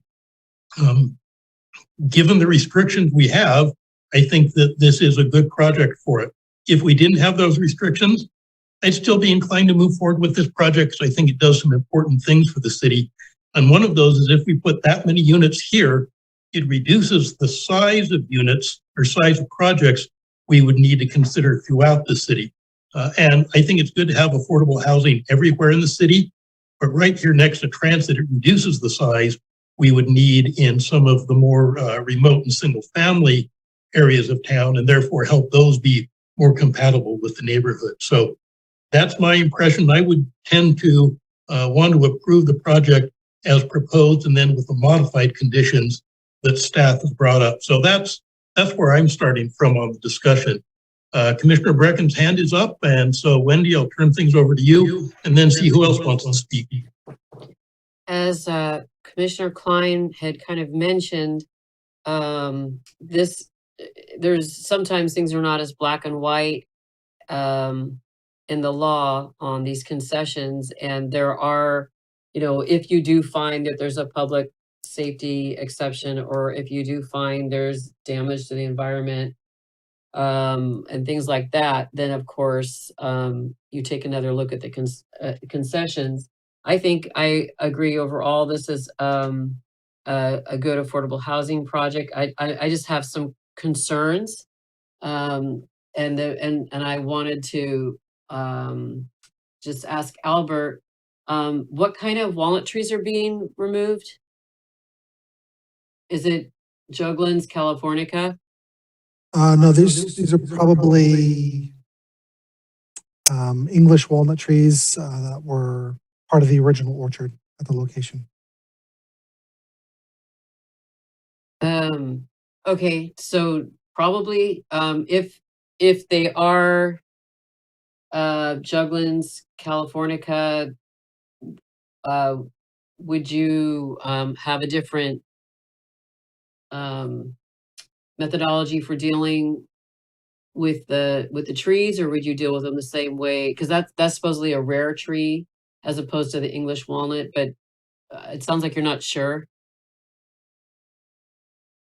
No, the analysis for considering whether the removal of a tree represents an impact.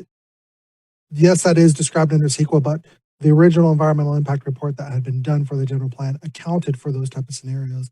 That's why there is a general plan policy that specifically says when you're removing trees, you have to do it at a particular ratio if it's native versus non-native. This project is conditioned to require the replacement of any removal of trees that are on the site. Thank I you. see Commissioner Aldrich has unmuted, even though she has trouble raising her hand. Wendy, I'll come back to you, but since Jan is indicating she wants to speak, I want to give the floor to her. Commissioner Aldrich, go ahead. Thank you. I do not have a raise hand application on my iPad. It's just mute or unmute, which is why I don't raise my hand. Anyway, I feel that this project is extremely important to Vacaville. It's something that we need. This company that is doing this seems to have filled all the boxes. I'm especially like the fact that the parking area will be gated, and so people with only passes will be allowed in and out to park, which I think will help with a lot of problems. I think I'm very much in favor of this project in all aspects, and I don't want to belabor it any longer, so that's the end of my comments. Thank you. Thanks, Commissioner Aldrich. Commissioner Fortney, go ahead. Yes, thank you, Chair. I want to take a quick minute to thank John and his team. You've proven your success in building these projects, and you've proven yourself also in Vacaville as well. We know the demand for affordable housing projects is high, and I believe that this project will give us an opportunity to help with that actual supply. Without being too soapboxy here, I really believe that a person's housing and for their family is a huge social determinant of their health. There's other factors such as income and education, but housing plays a major component. And these units will drastically influence a person's physical and mental well-being. These units will make up for a healthier population in Vacaville, and thus we'll have a healthier economy here in Vacaville. So I want to thank you for bringing this project to Vacaville.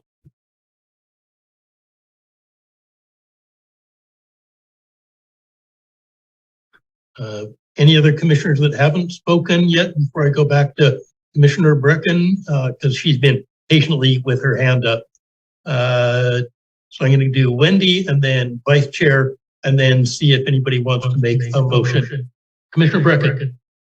I just had a question about the schools, and I don't know if Albert, if you've gotten word on whether there's adequate school capacity at Cooper Elementary. I know the elementary schools are pretty impacted, or I don't know how many kids have you estimated the number of kids that are going to be living in in this project? Off the top of my head, I cannot tell you the exact number, but I can tell you that what was included for the commission was a letter from the Vacaville Unified School District that was identified in the communications earlier on in the meeting. And in that letter, the Vacaville Unified School District does identify that the elementary, middle, and high school that would serve this site does have capacities to be able to provide for this project. Thank you. I think that this is a good project overall, and I would be in favor of it. And I just would like to ask about the conditions.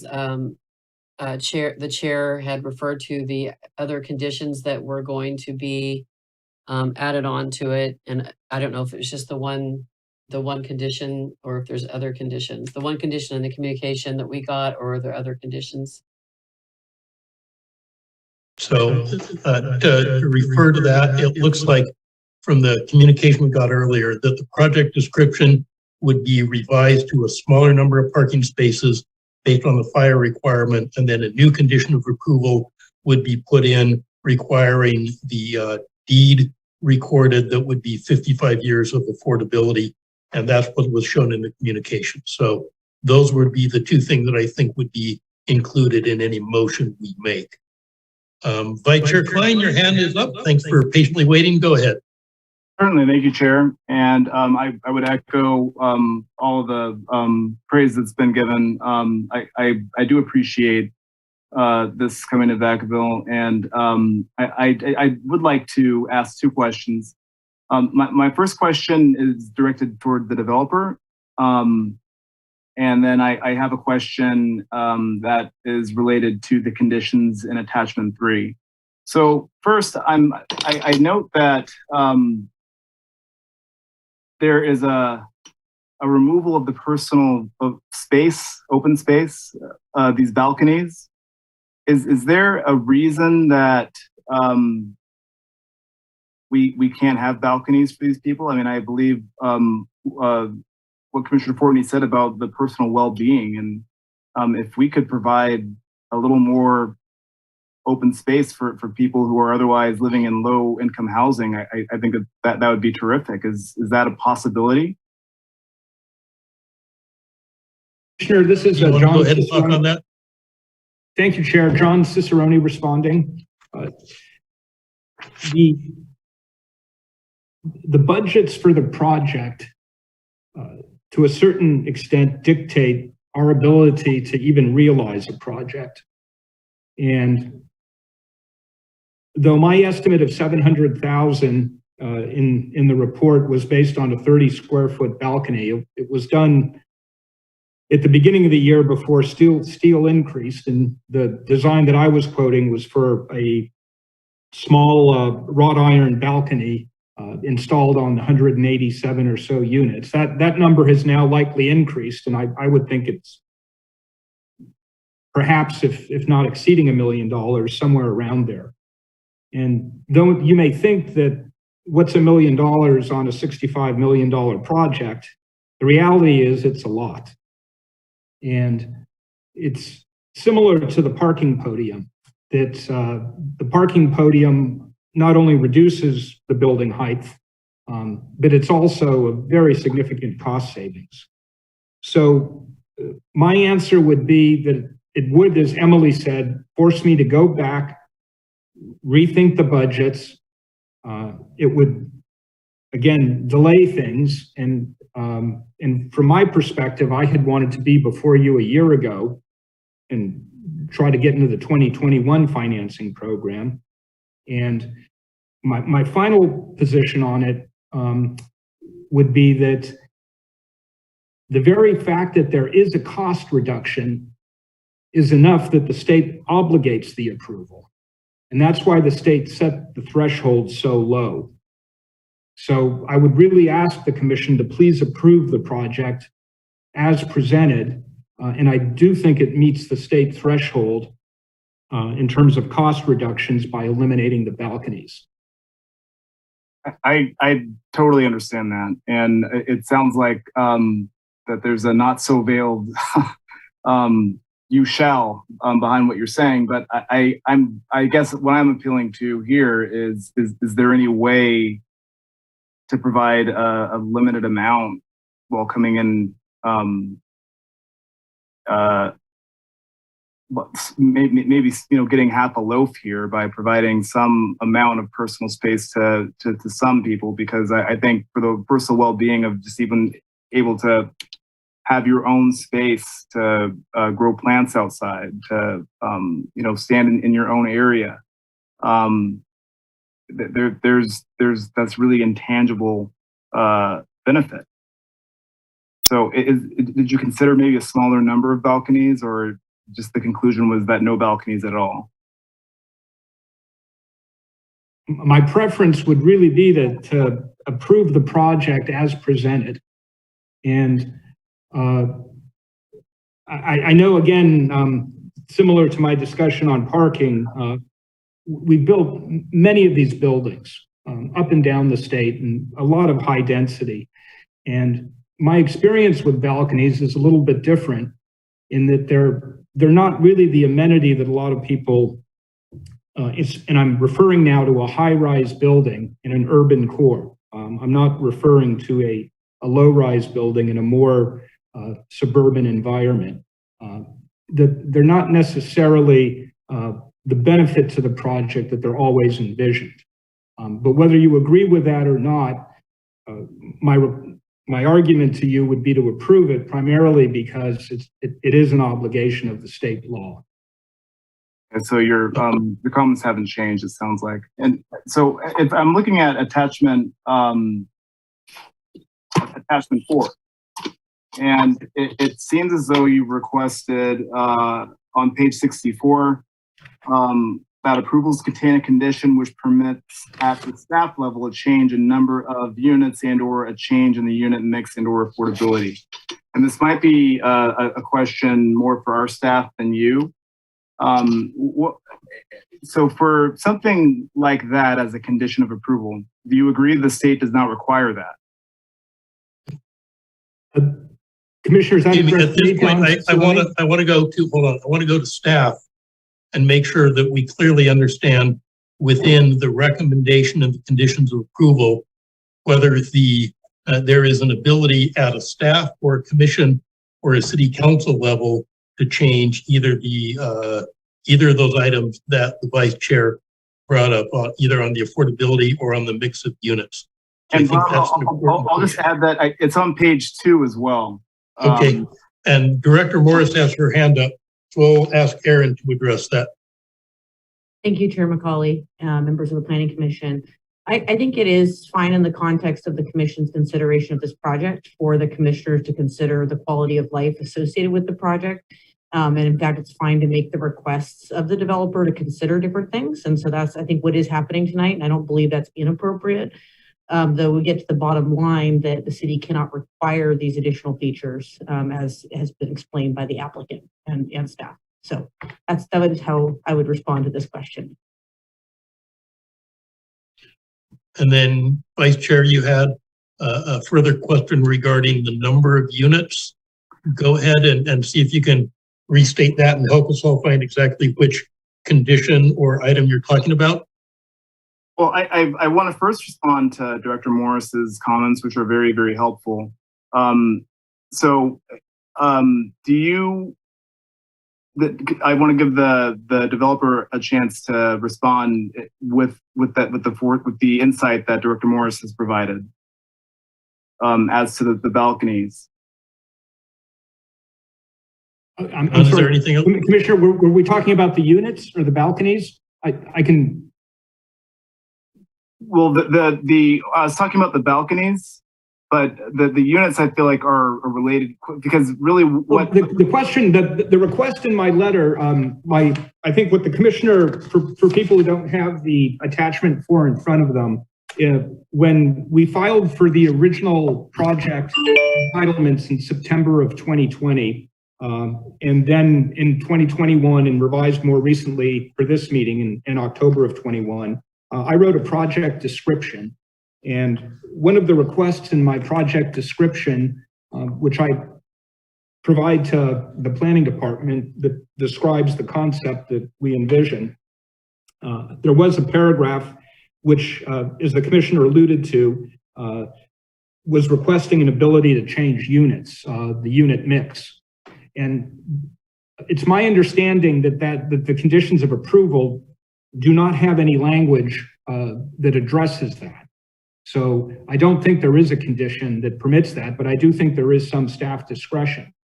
The reason for that is that the financing programs we use are extremely competitive, and a project doesn't always win in the application round that we apply. And if the funds in those programs are exhausted, then we have to reconfigure the project for what other financing is available. And each one of those programs has different requirements, usually has to do with bedroom mix or types of bedrooms, things of that sort. And that's what led to the request, and that was what was the genesis of that request. But I don't think there's a condition that obligates that. Oh, okay, so we are talking about different things, but I do want to just focus on this condition that and Aaron, can you just clarify that this request the developer made is not reflected in the condition? Specifically, I think that if you look at attachment 3, number 2, the last that last sentence seems to come closest to reflecting that request, and I just want to make sure that that's not what item 2 does. Can share some clarification on this, Chair. Yeah, Albert, go ahead, and then we'll see if Aaron has anything else to add. Go ahead, Albert. So the comment from the information that's described in the application and the project description by the applicant is requesting for flexibility. When projects are approved by decision makers, there is a clearer definition of what that project is. From time to time, projects can be modified. The level of changes requested later on down the road, some of those changes may meet the level of threshold that requires original review from the decision maker. And some of those changes can be determined to be consistent with the original intent of the project. The description of what the applicant is describing for changing the mixtures of 1-bedrooms and studio units to meet grant requirements is something that staff would possibly determine to be consistent with the intent of the original decision maker, not necessitating another entitlement for the project. So as I understand, what you're saying is land use and development code tells us what can and cannot be considered a minor modification. So if the applicant comes back and says, you know, if you can switch this from 20 studios and 31 bedrooms to 30 studios and 21 bedrooms, we can get funding. Can you do that? You'd look at the development code and decide whether you have that discretion. And if not, then you'd bump it up to the planning commission for a modified approval. Is that a good summary? That's correct. Okay. Commissioner Klein, did that answer your question? I mean, it sounds better than what I see in that item 2, because what I read here is it says any modifications to the approved plans, project description, or land use, except as modified by these conditions of approval, shall be, and that's shall, so that's a big word, shall be subject to review and approval by the Director of Community Development, and may, that's a permissive word, require a separate planning and title review process. So that sounds like a huge exception.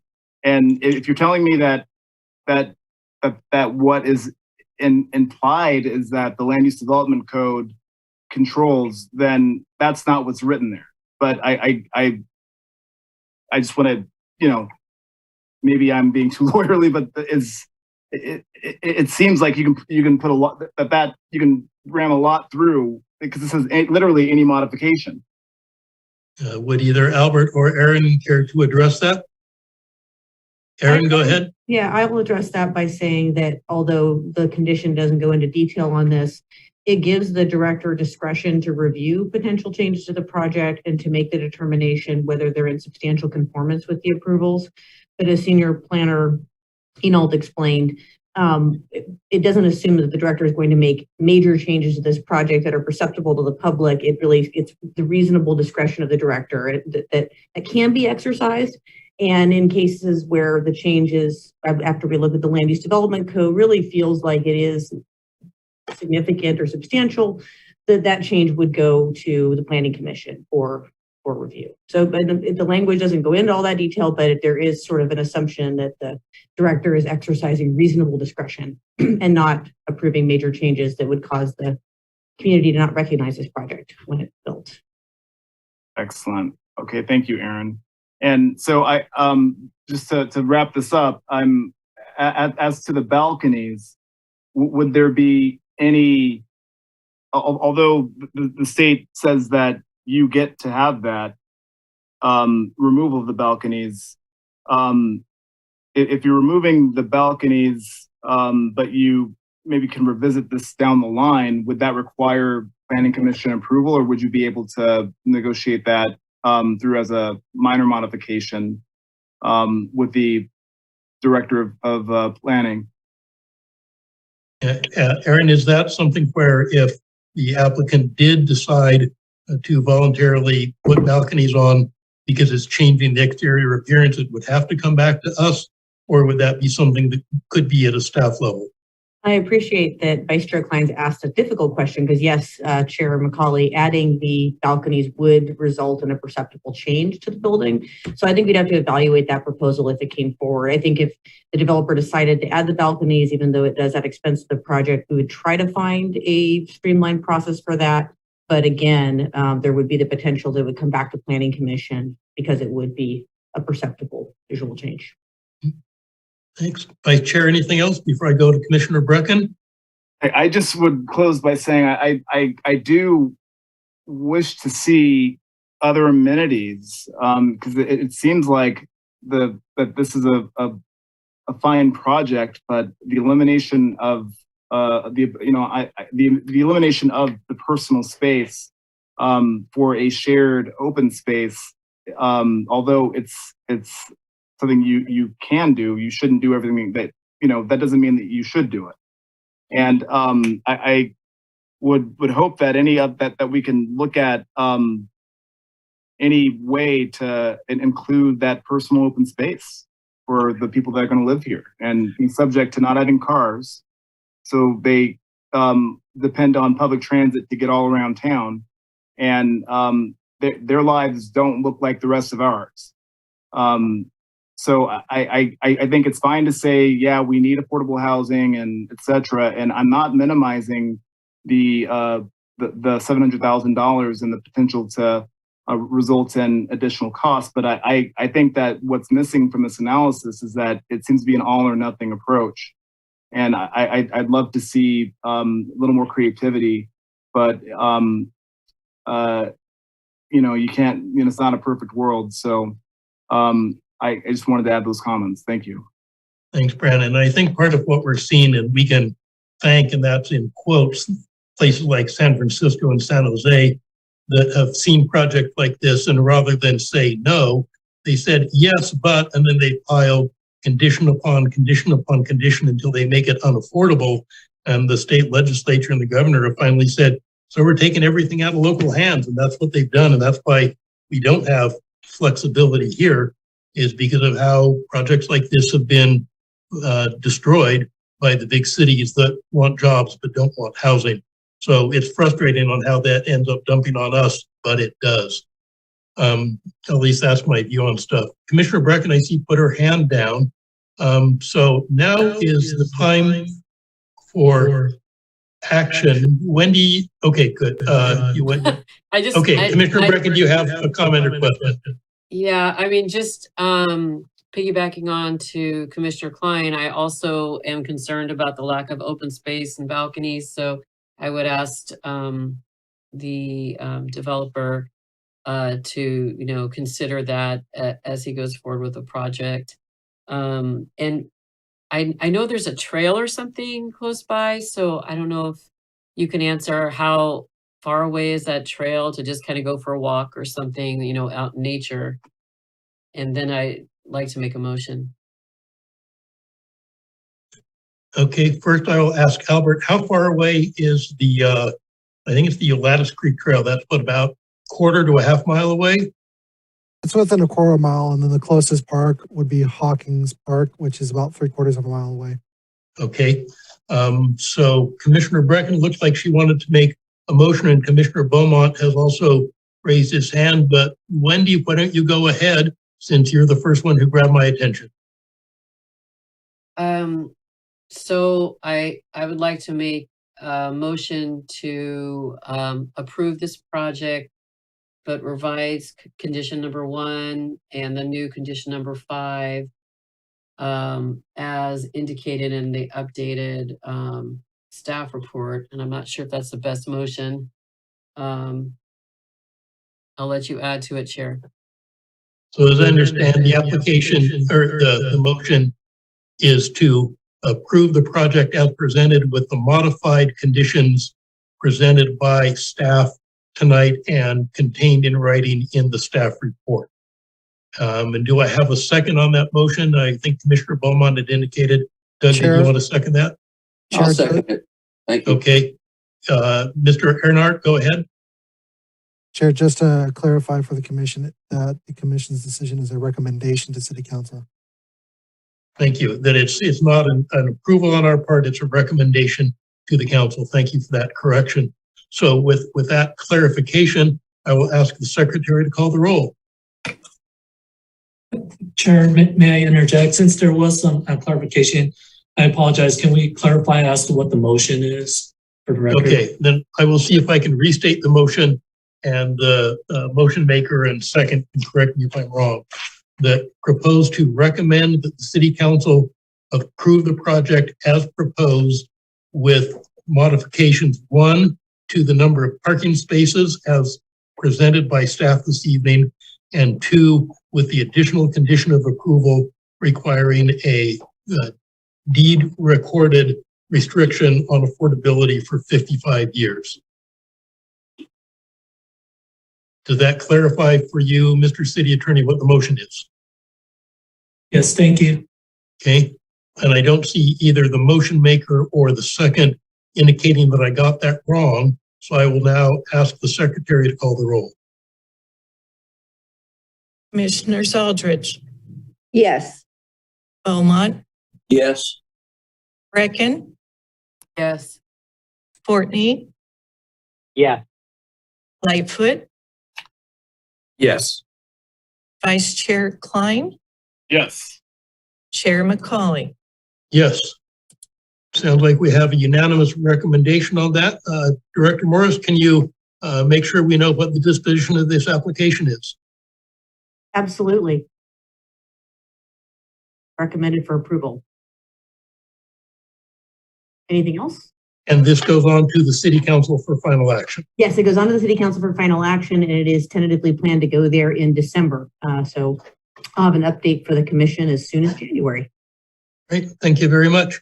Speaking of December, in December, we're supposed to actually take action on the downtown specific plan, but right now the draft has been released and item 8A is our opportunity for public comment on that. So it looks like Tyra will be making the staff presentation. Go ahead. Thank you, Chairman McCauley. Good evening, Commissioners. My name is Tyra Hayes. I'm a senior planner with the city, and I'm also the project manager on the Downtown Specific Plan. Next slide, please. So as Chairman McCauley noted, it is definitely my pleasure to announce that the final draft of our Downtown Specific Plan is now available for review and comment. You can find the electronic version of the plan on the City of Vacaville website. It is currently noted on the front page under news items, but at any point in time, if anyone has trouble finding the document, they can do so by simply searching Downtown Specific Plan.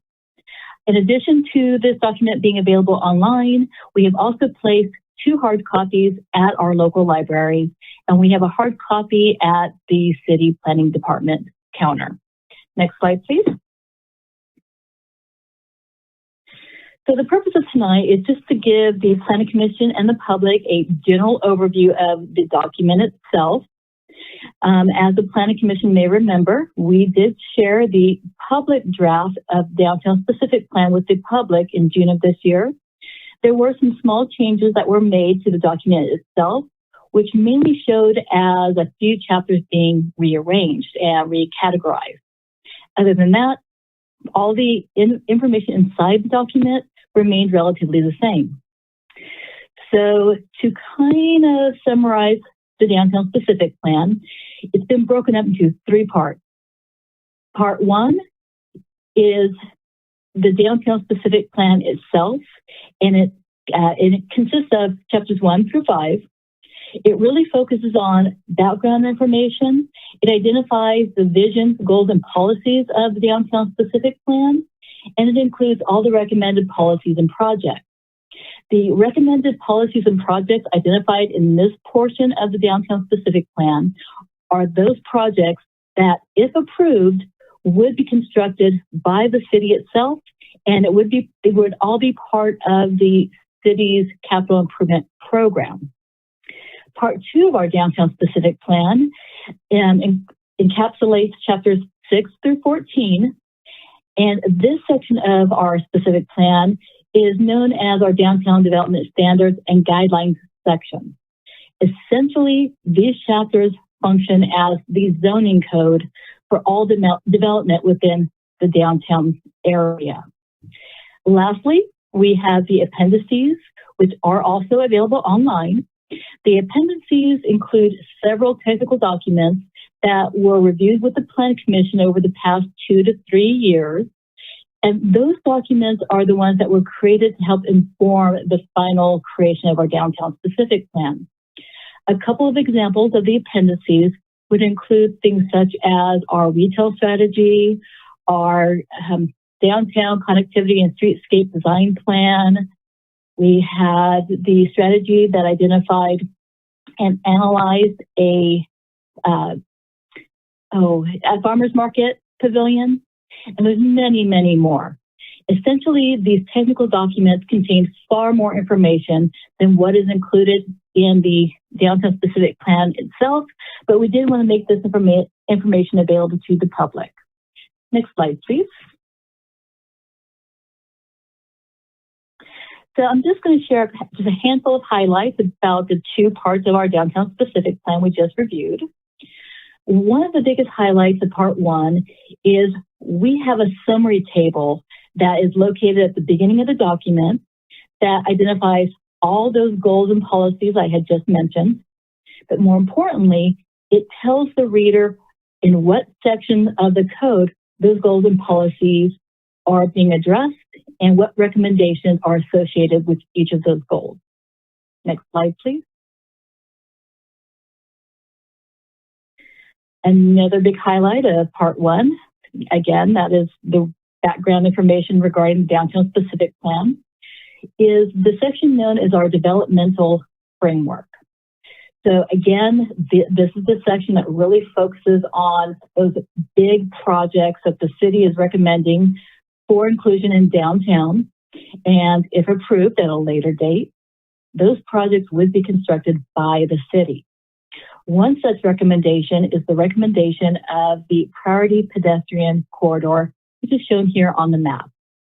As part of this priority pedestrian corridor, we are proposing to locate that designation along Main Street, the northern section of Merchant Street, and on Dobbin Street up to East Monte Vista. If approved and implemented, this corridor or corridors would include enhanced development improvements to help facilitate additional pedestrian activity, thus helping the shops to have more foot traffic and hopefully more customers visiting their shop and or going to their restaurant. Some of those improvements would include things such as enhanced landscaping, art installations, benches, and working with the business owners and possibly helping them find funding mechanisms to provide more elaborate window displays. One way to simplify this idea is we're trying to encourage additional window shopping with the hopes that more people will come to downtown, see it as a destination location, fall in love with our downtown, and then actually visit our businesses and restaurants. Next slide, please. Another highlight of part 1 would be our implementation table. That table can be found in chapter 5. This is a summary of all the recommended projects and policies. So here you can see that we've identified some improvements. I'm going to take the middle road here and just kind of go through the center row here. We had identified some alley sewer system replacement as a near-term priority project. As described in our downtown specific plan, the category entitled near-term priority projects are those projects that have already been identified in the city's capital improvement program, and they have already received funding. We anticipate everything within this category to begin construction within the next calendar year. In addition to identifying near-term priority projects, we identify projects that lend themselves to additional placemaking. To put that another way, placemaking really focuses on aesthetic improvements and experiences for people, drawing them downtown and hopefully encouraging them to peruse downtown. We also have improvements related to landscaping, art installations, and pretty much anything you can think of. It's a great place to look if you would like to know what we are recommending for our downtown specific plan. And I just want to note that, just to avoid any confusion, all these projects are subject to future review and public participation.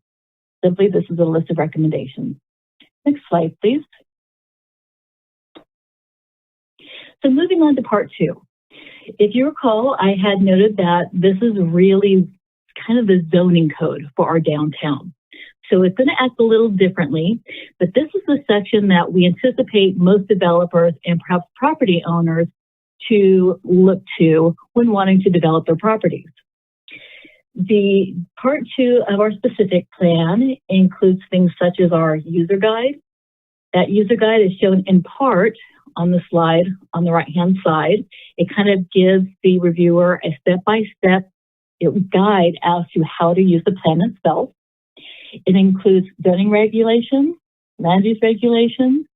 It addresses historic district standards and guidelines. It talks about streetscape and public space guidelines and how we can further improve the aesthetic of downtown. And lastly, it addresses development prototypes, which we will talk about more in the next slide. Next slide, please. So if the Planning Commission remembers, a few times over the past year, we had talked about developmental prototypes that are being included in our downtown specific plan. There's 4 to be exact, and 3 of them are focused on multifamily housing. And the 4th prototype is a mixed-use development, which we're hoping to have developed in the future on the the former CVS site located on East Monte Vista. What this chapter focuses on, which is chapter 9 in our downtown specific plan, is identifies these 4 different types of prototypes. It identifies the vision for these prototypes in terms of what do they typically look like, where would we like them to be located, so on and so forth. It also identifies a list of objective standards. Objective standards are simply things that can be answered in yes or no. Does this project meet setbacks? Yes or no. Something very simple like that. And if it meets the overall goals and vision of our downtown specific plan as identified in that chapter, these projects are permitted by right. So this is one of the many ways the city is working on providing additional housing within our community to hopefully help us meet our RHNA number. Next slide, please. So again, that's a very high-level overview about the layout of our downtown specific plan. We wanted to give the Planning Commission and the public the opportunity to ask any questions they may have at this point. Our next steps will move us into what we hope to be our adoption process. We will be holding a special Planning Commission meeting on December 7th. At this meeting, the Planning Commission will be asked to make a recommendation to the City Council. The City Council will be holding its public hearing on January 25th. At that meeting, we will be continuing the hearing, we'll be continuing that hearing to February 8th, in which we will ask the City Council to take their final action. The reason for that split is to allow the city council to ask any questions and receive any public input at the January 25th meeting without the additional pressure of having to make a decision at that same meeting. So that concludes my presentation. Any questions or concerns that the public may have, I highly encourage them to reach out to me. My email is shown on the screen here, and or they can call my direct line. With that, I do invite the Planning Commission and the public to ask any questions and make any comments you would like. Thank you very much. Thanks, Tyra. The first hand I see up is Commissioner Beaumont. Doug, you have the floor. Thank you, Tyra. That's a wonderful report. I appreciate you and the consultants who put it together. It's really a great report. I would refer you to page 3-4 if you would. I just think there's a editorial thing there on the second paragraph. You're talking about Musetta Thrower education. I think it's Musetta Trower education. If you're looking at it. I'm looking at it now, and your comment is noted. Thank you very much. Okay. And I like the pattern for each section that goes existing conditions, opportunities and challenges, and recommended projects. And then I go to chapter 5 for implementation.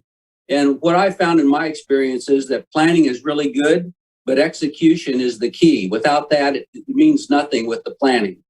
So look at table 5.4-1 in implementation, if you would. I'm sorry, can you repeat that number?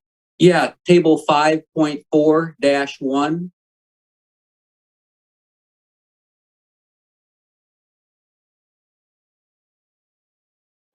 Okay.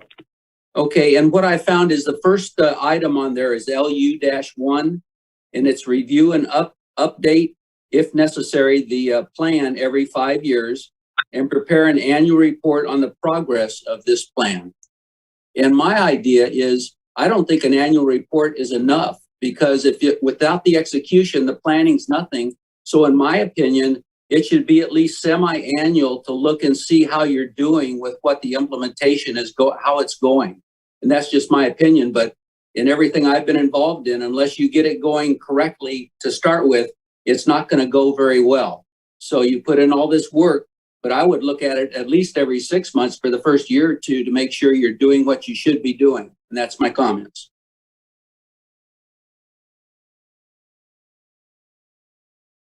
Thanks for the comments, Doug. Do any of the other commissioners wish to comment at this point before I go to the public? Don't see any hands up except Doug. Yours still is. So let's go ahead and see. I have 3 people in the public waiting room. Do any of them wish to comment on the downtown plan? Again, we're not taking action tonight, but now's the time to hear any of your comments. And I see a hand up for an Edwin Legaspi. I hope I pronounced that properly. We'd like you to keep your comments to about 5 minutes at the max. Normally we limit 3, but on this one, let's make sure we give plenty of time. So go ahead. Sure. I'll keep my question short. If the plan's fully executed, what do you think, how many more restaurants do you think we would have? I saw that there might be one on, I think it was Mason and / Merchant, but anyway, thanks. You did indeed keep your question short. Staff, you want to address that? Do we even have an idea? Unfortunately, I do not have an idea.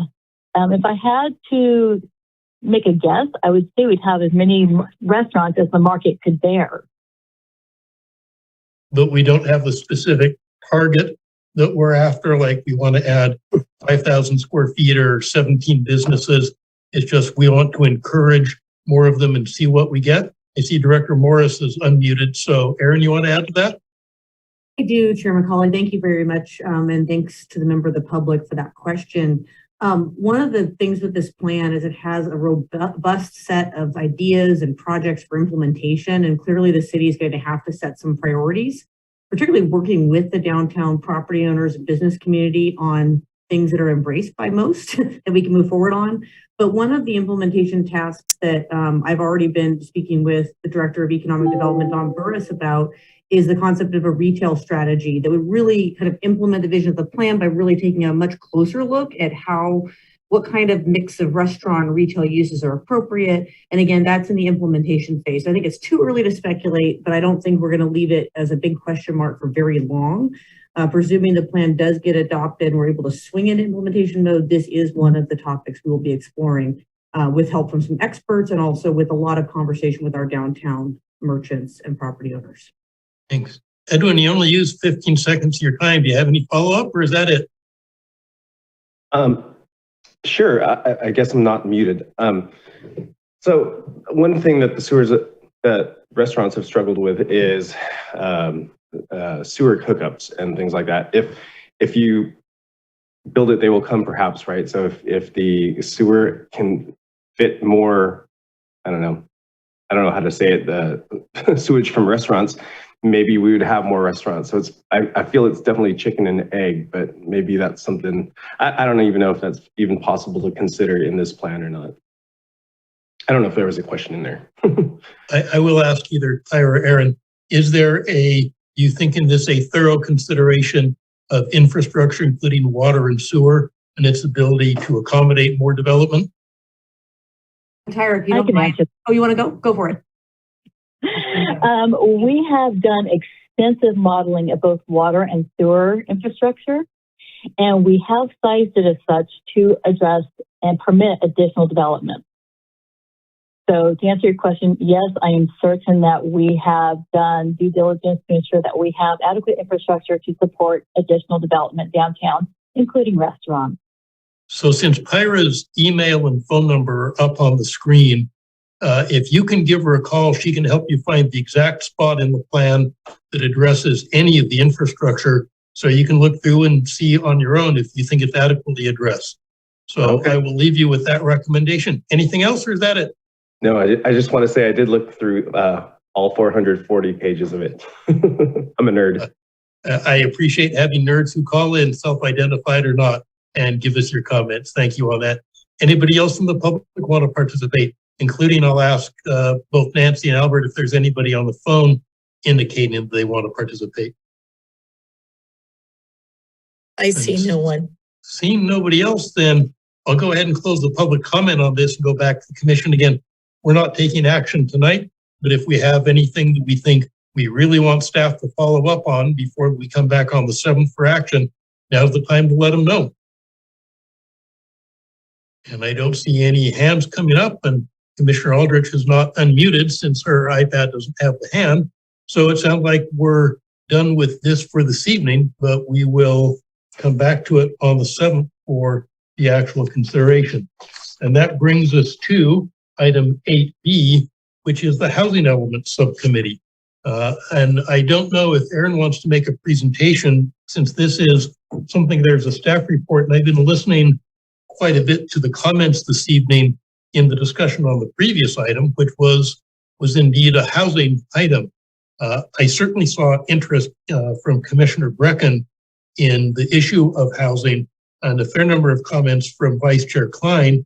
I know with Commissioner Beaumont, he participated, and with what Travis has in the way of funding, that having somebody that has something of a financial background might be useful on a subcommittee.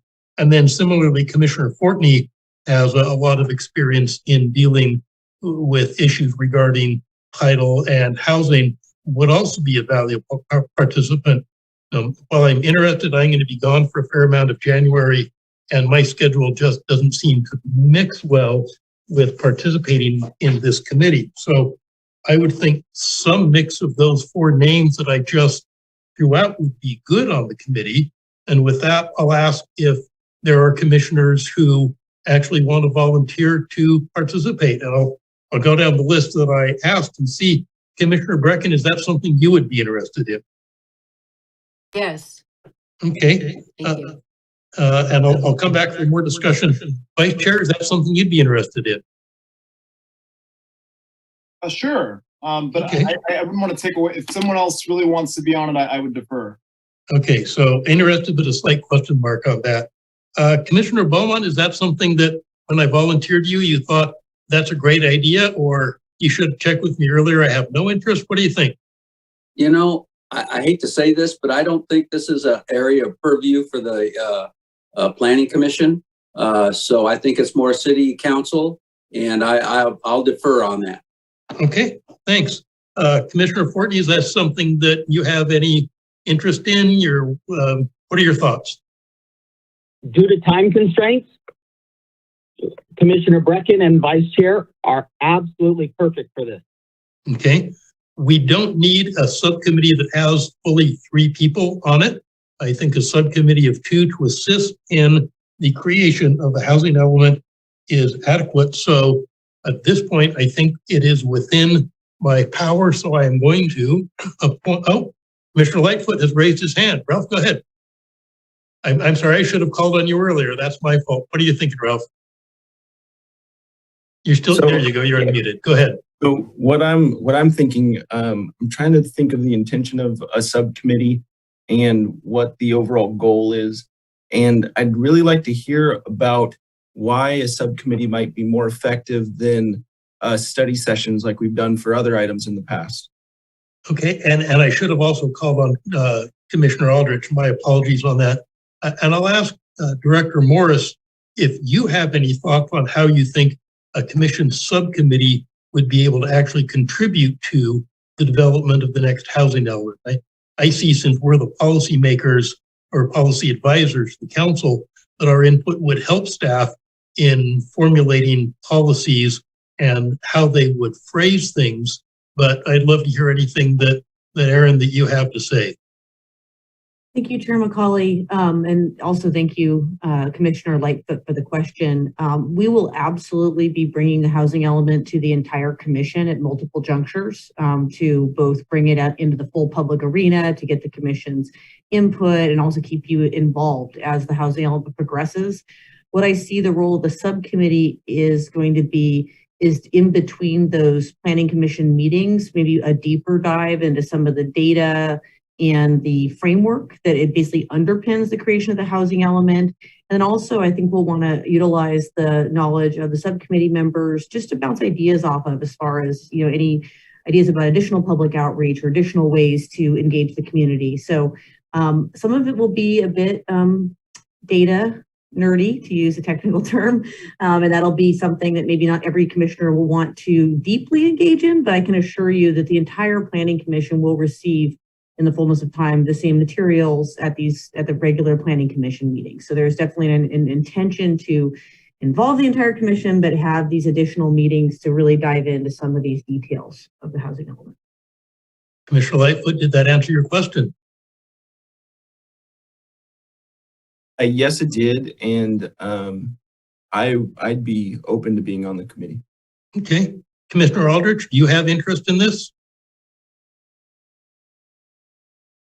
Thank you for including me. My schedule, my work schedule, I don't think would permit this additional task. So I have 3 commissioners that have indicated interest. That is Commissioner Brecken, Commissioner Lightfoot, and Vice Chair Klein. And so I believe it is within my authority then as chair to appoint a subcommittee of the Planning Commission to assist in the development of the next housing element. And that committee, that subcommittee, will consist of Vice Chair Klein and Commissioners Brecken and Lightfoot. So I believe that the Secretary, there's no further action other than my making that appointment this time that I need to take. No further anything? action. Or no further action, and I don't see the city attorney frantically waving his hand saying, wait. So I think we have that taken care of. And that finishes item 8B. So now we've gone on to status reports on development, starting with building division, presented, I believe, by Mr. Salazar. Go ahead. Yes, thank you, Chairperson McCauley. This is the October report for the building division. We're going to cover inspections first. We had approximately, we have 6 areas, 6 districts, approximately 1,041 inspections covered by 3 inspectors in October. As you can tell from the bar graph, we're running about 20% lower than previous years. Of those 1,041 inspections, Fabiola Batista completed 243, Tim 407, Greg 347, plus Greg finished 67 plan reviews. We issued 18 single-family residential units and granted them final inspection approval in October, significantly less than the previous fiscal years. October applications are, as you can tell by the bar graph, are running about 20% lower than the previous 2 fiscal years, which is typical of the building cycle. We are in a down cycle at this point.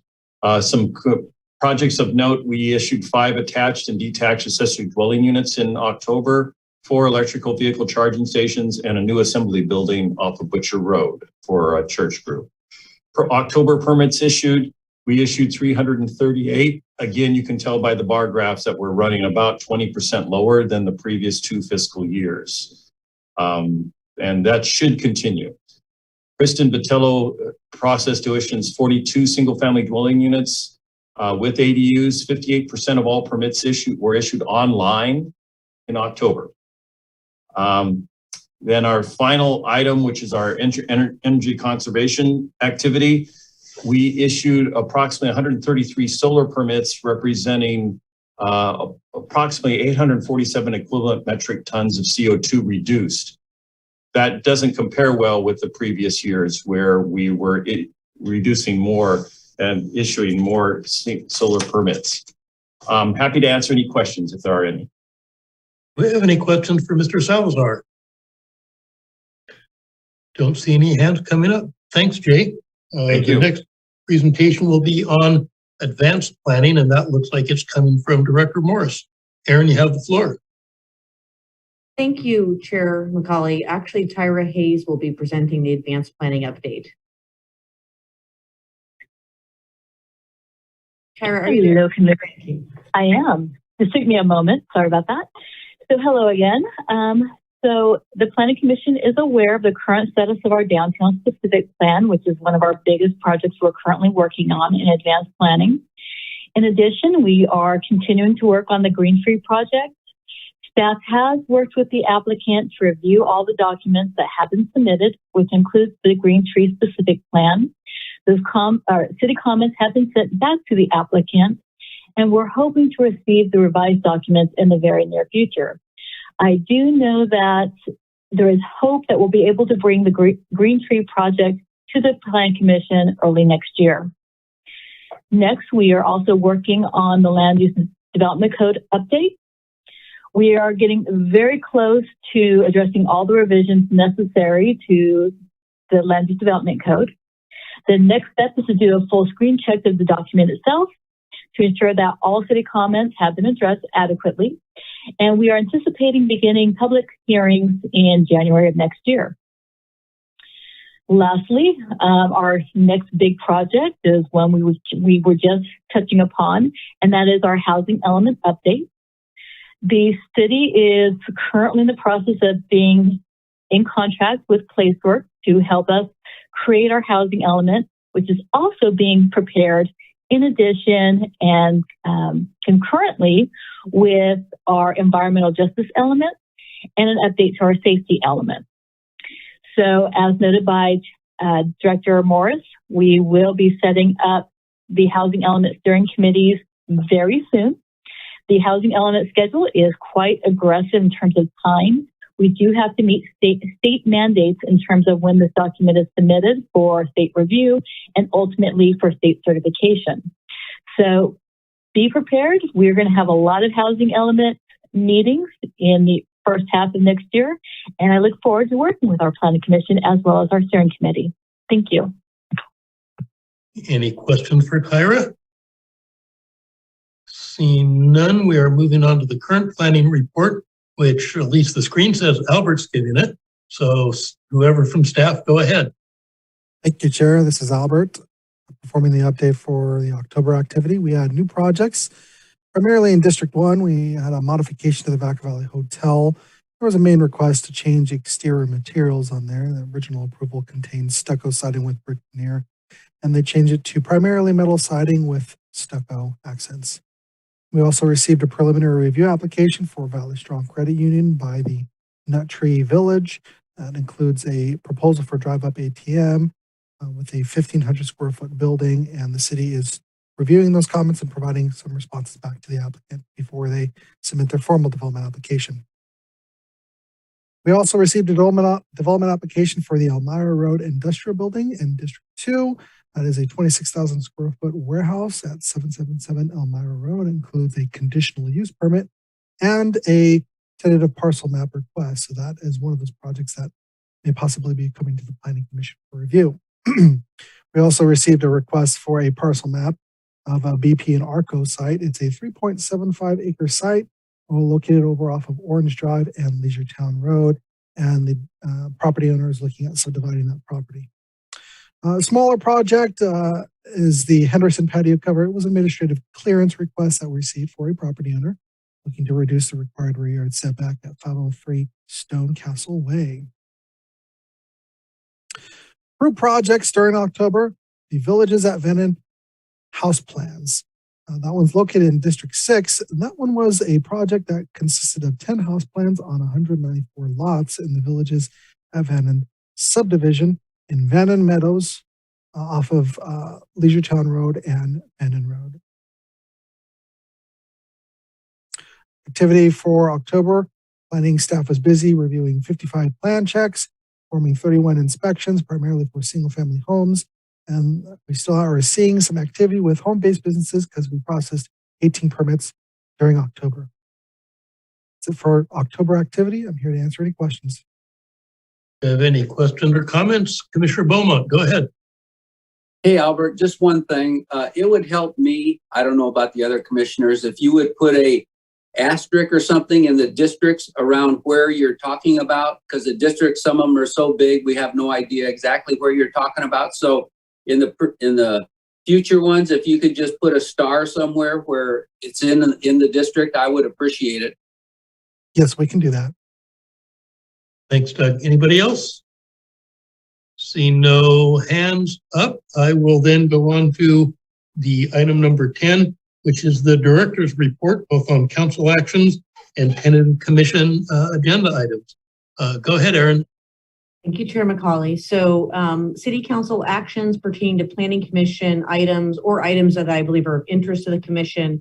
On October 26th, the council received a presentation on the city's RHNA numbers, regional housing needs allocation numbers. It was an informative presentation, and should the commission wish to have that same presentation, just please let me know because we can do that, or you can watch the council version too. Either way is fine with us for now.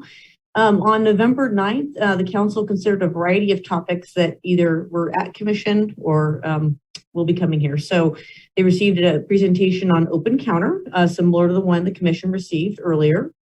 They approved the amendment to the downtown specific plan contract, so we can actually get that effort hopefully wrapped up with the final draft actually available now for public review. And then they also, on November 9th, approved a DDLA and a purchase and sale agreement with Lewis Homes for the East Main project. So, and that project is moving forward, and we hope to be able to report some positive movement very, very soon. We have not received the application yet, but we're expecting it. And then we anticipate the council will be reviewing the Allison Apartments at the December 14th council meeting. That is our current schedule. And thanks to the commission's timely action tonight, we will likely be able to keep that schedule. On the topic of tentative schedule of future planning commission items, I want to share that we are, as we've alerted you all to, bringing the downtown specific plan forward at a special meeting on December 7th. We do anticipate that the December 21st meeting will be canceled as a little Christmas gift for all of us, or a holiday present, using the broadest terms. And then you've received communication about meetings to discuss the land use development code. Thank you for signing up for that. We're going to be bringing that item to the commission for formal consideration in January of 22.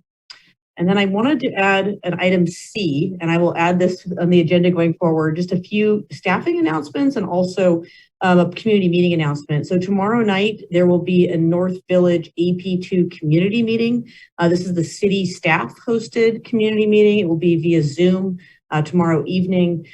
If you, as a commissioner, wish to sit in on that meeting, that is absolutely fine. I would, though, encourage you to probably refrain from speaking, or if for some reason you do speak, please make it clear you're not speaking on behalf of the commission. One way or the other, if you don't sit in, we will report on the results of that meeting in the near term, because that project is trying to move forward. And then I have 3 staffing announcements. So Paymon is temporarily promoted to being in charge of all of the planning, as far as both current planning and long range, kind of broadening his role as city planner. So congratulations to Paymon for accepting that challenge from me. And I think it's going to be great to have a more unified planning division, but that's where we're headed right now. And then Albert has been recently put into a temporary classification of senior planner, reflecting his work on some very complex projects, as well as his leadership within the planning team, and particularly running our front counter. He's been doing it for a while, but now he's really responsible. And then Jay Salazar has announced his retirement for the end of the year. And so we are working on a proclamation that will be going to the city council in December to really recognize Jay's 31 years of public service. While this is a loss to Vacaville, it's great for Jay, and I will be working on figuring out the plan for the building division. I'm already doing that right now. So those are the things I had tonight to share, and I welcome any questions. Thank you, Aaron. Any questions or comments from members of the commission on those? Again, not seeing any hands up. Our next item is general commissioner comments. Anything that somebody wants to say before we wrap the evening up? I see Commissioner Beaumont. Go ahead, Doug. Yeah, I would just like to thank Albert and Tyra for great presentations tonight. And congratulations to Payman and Albert for their boost up in their positions. And Jay, thank you so much for all your years of service. And we appreciate that so much. And that's all I have to say. Thanks, Doug. Anybody else?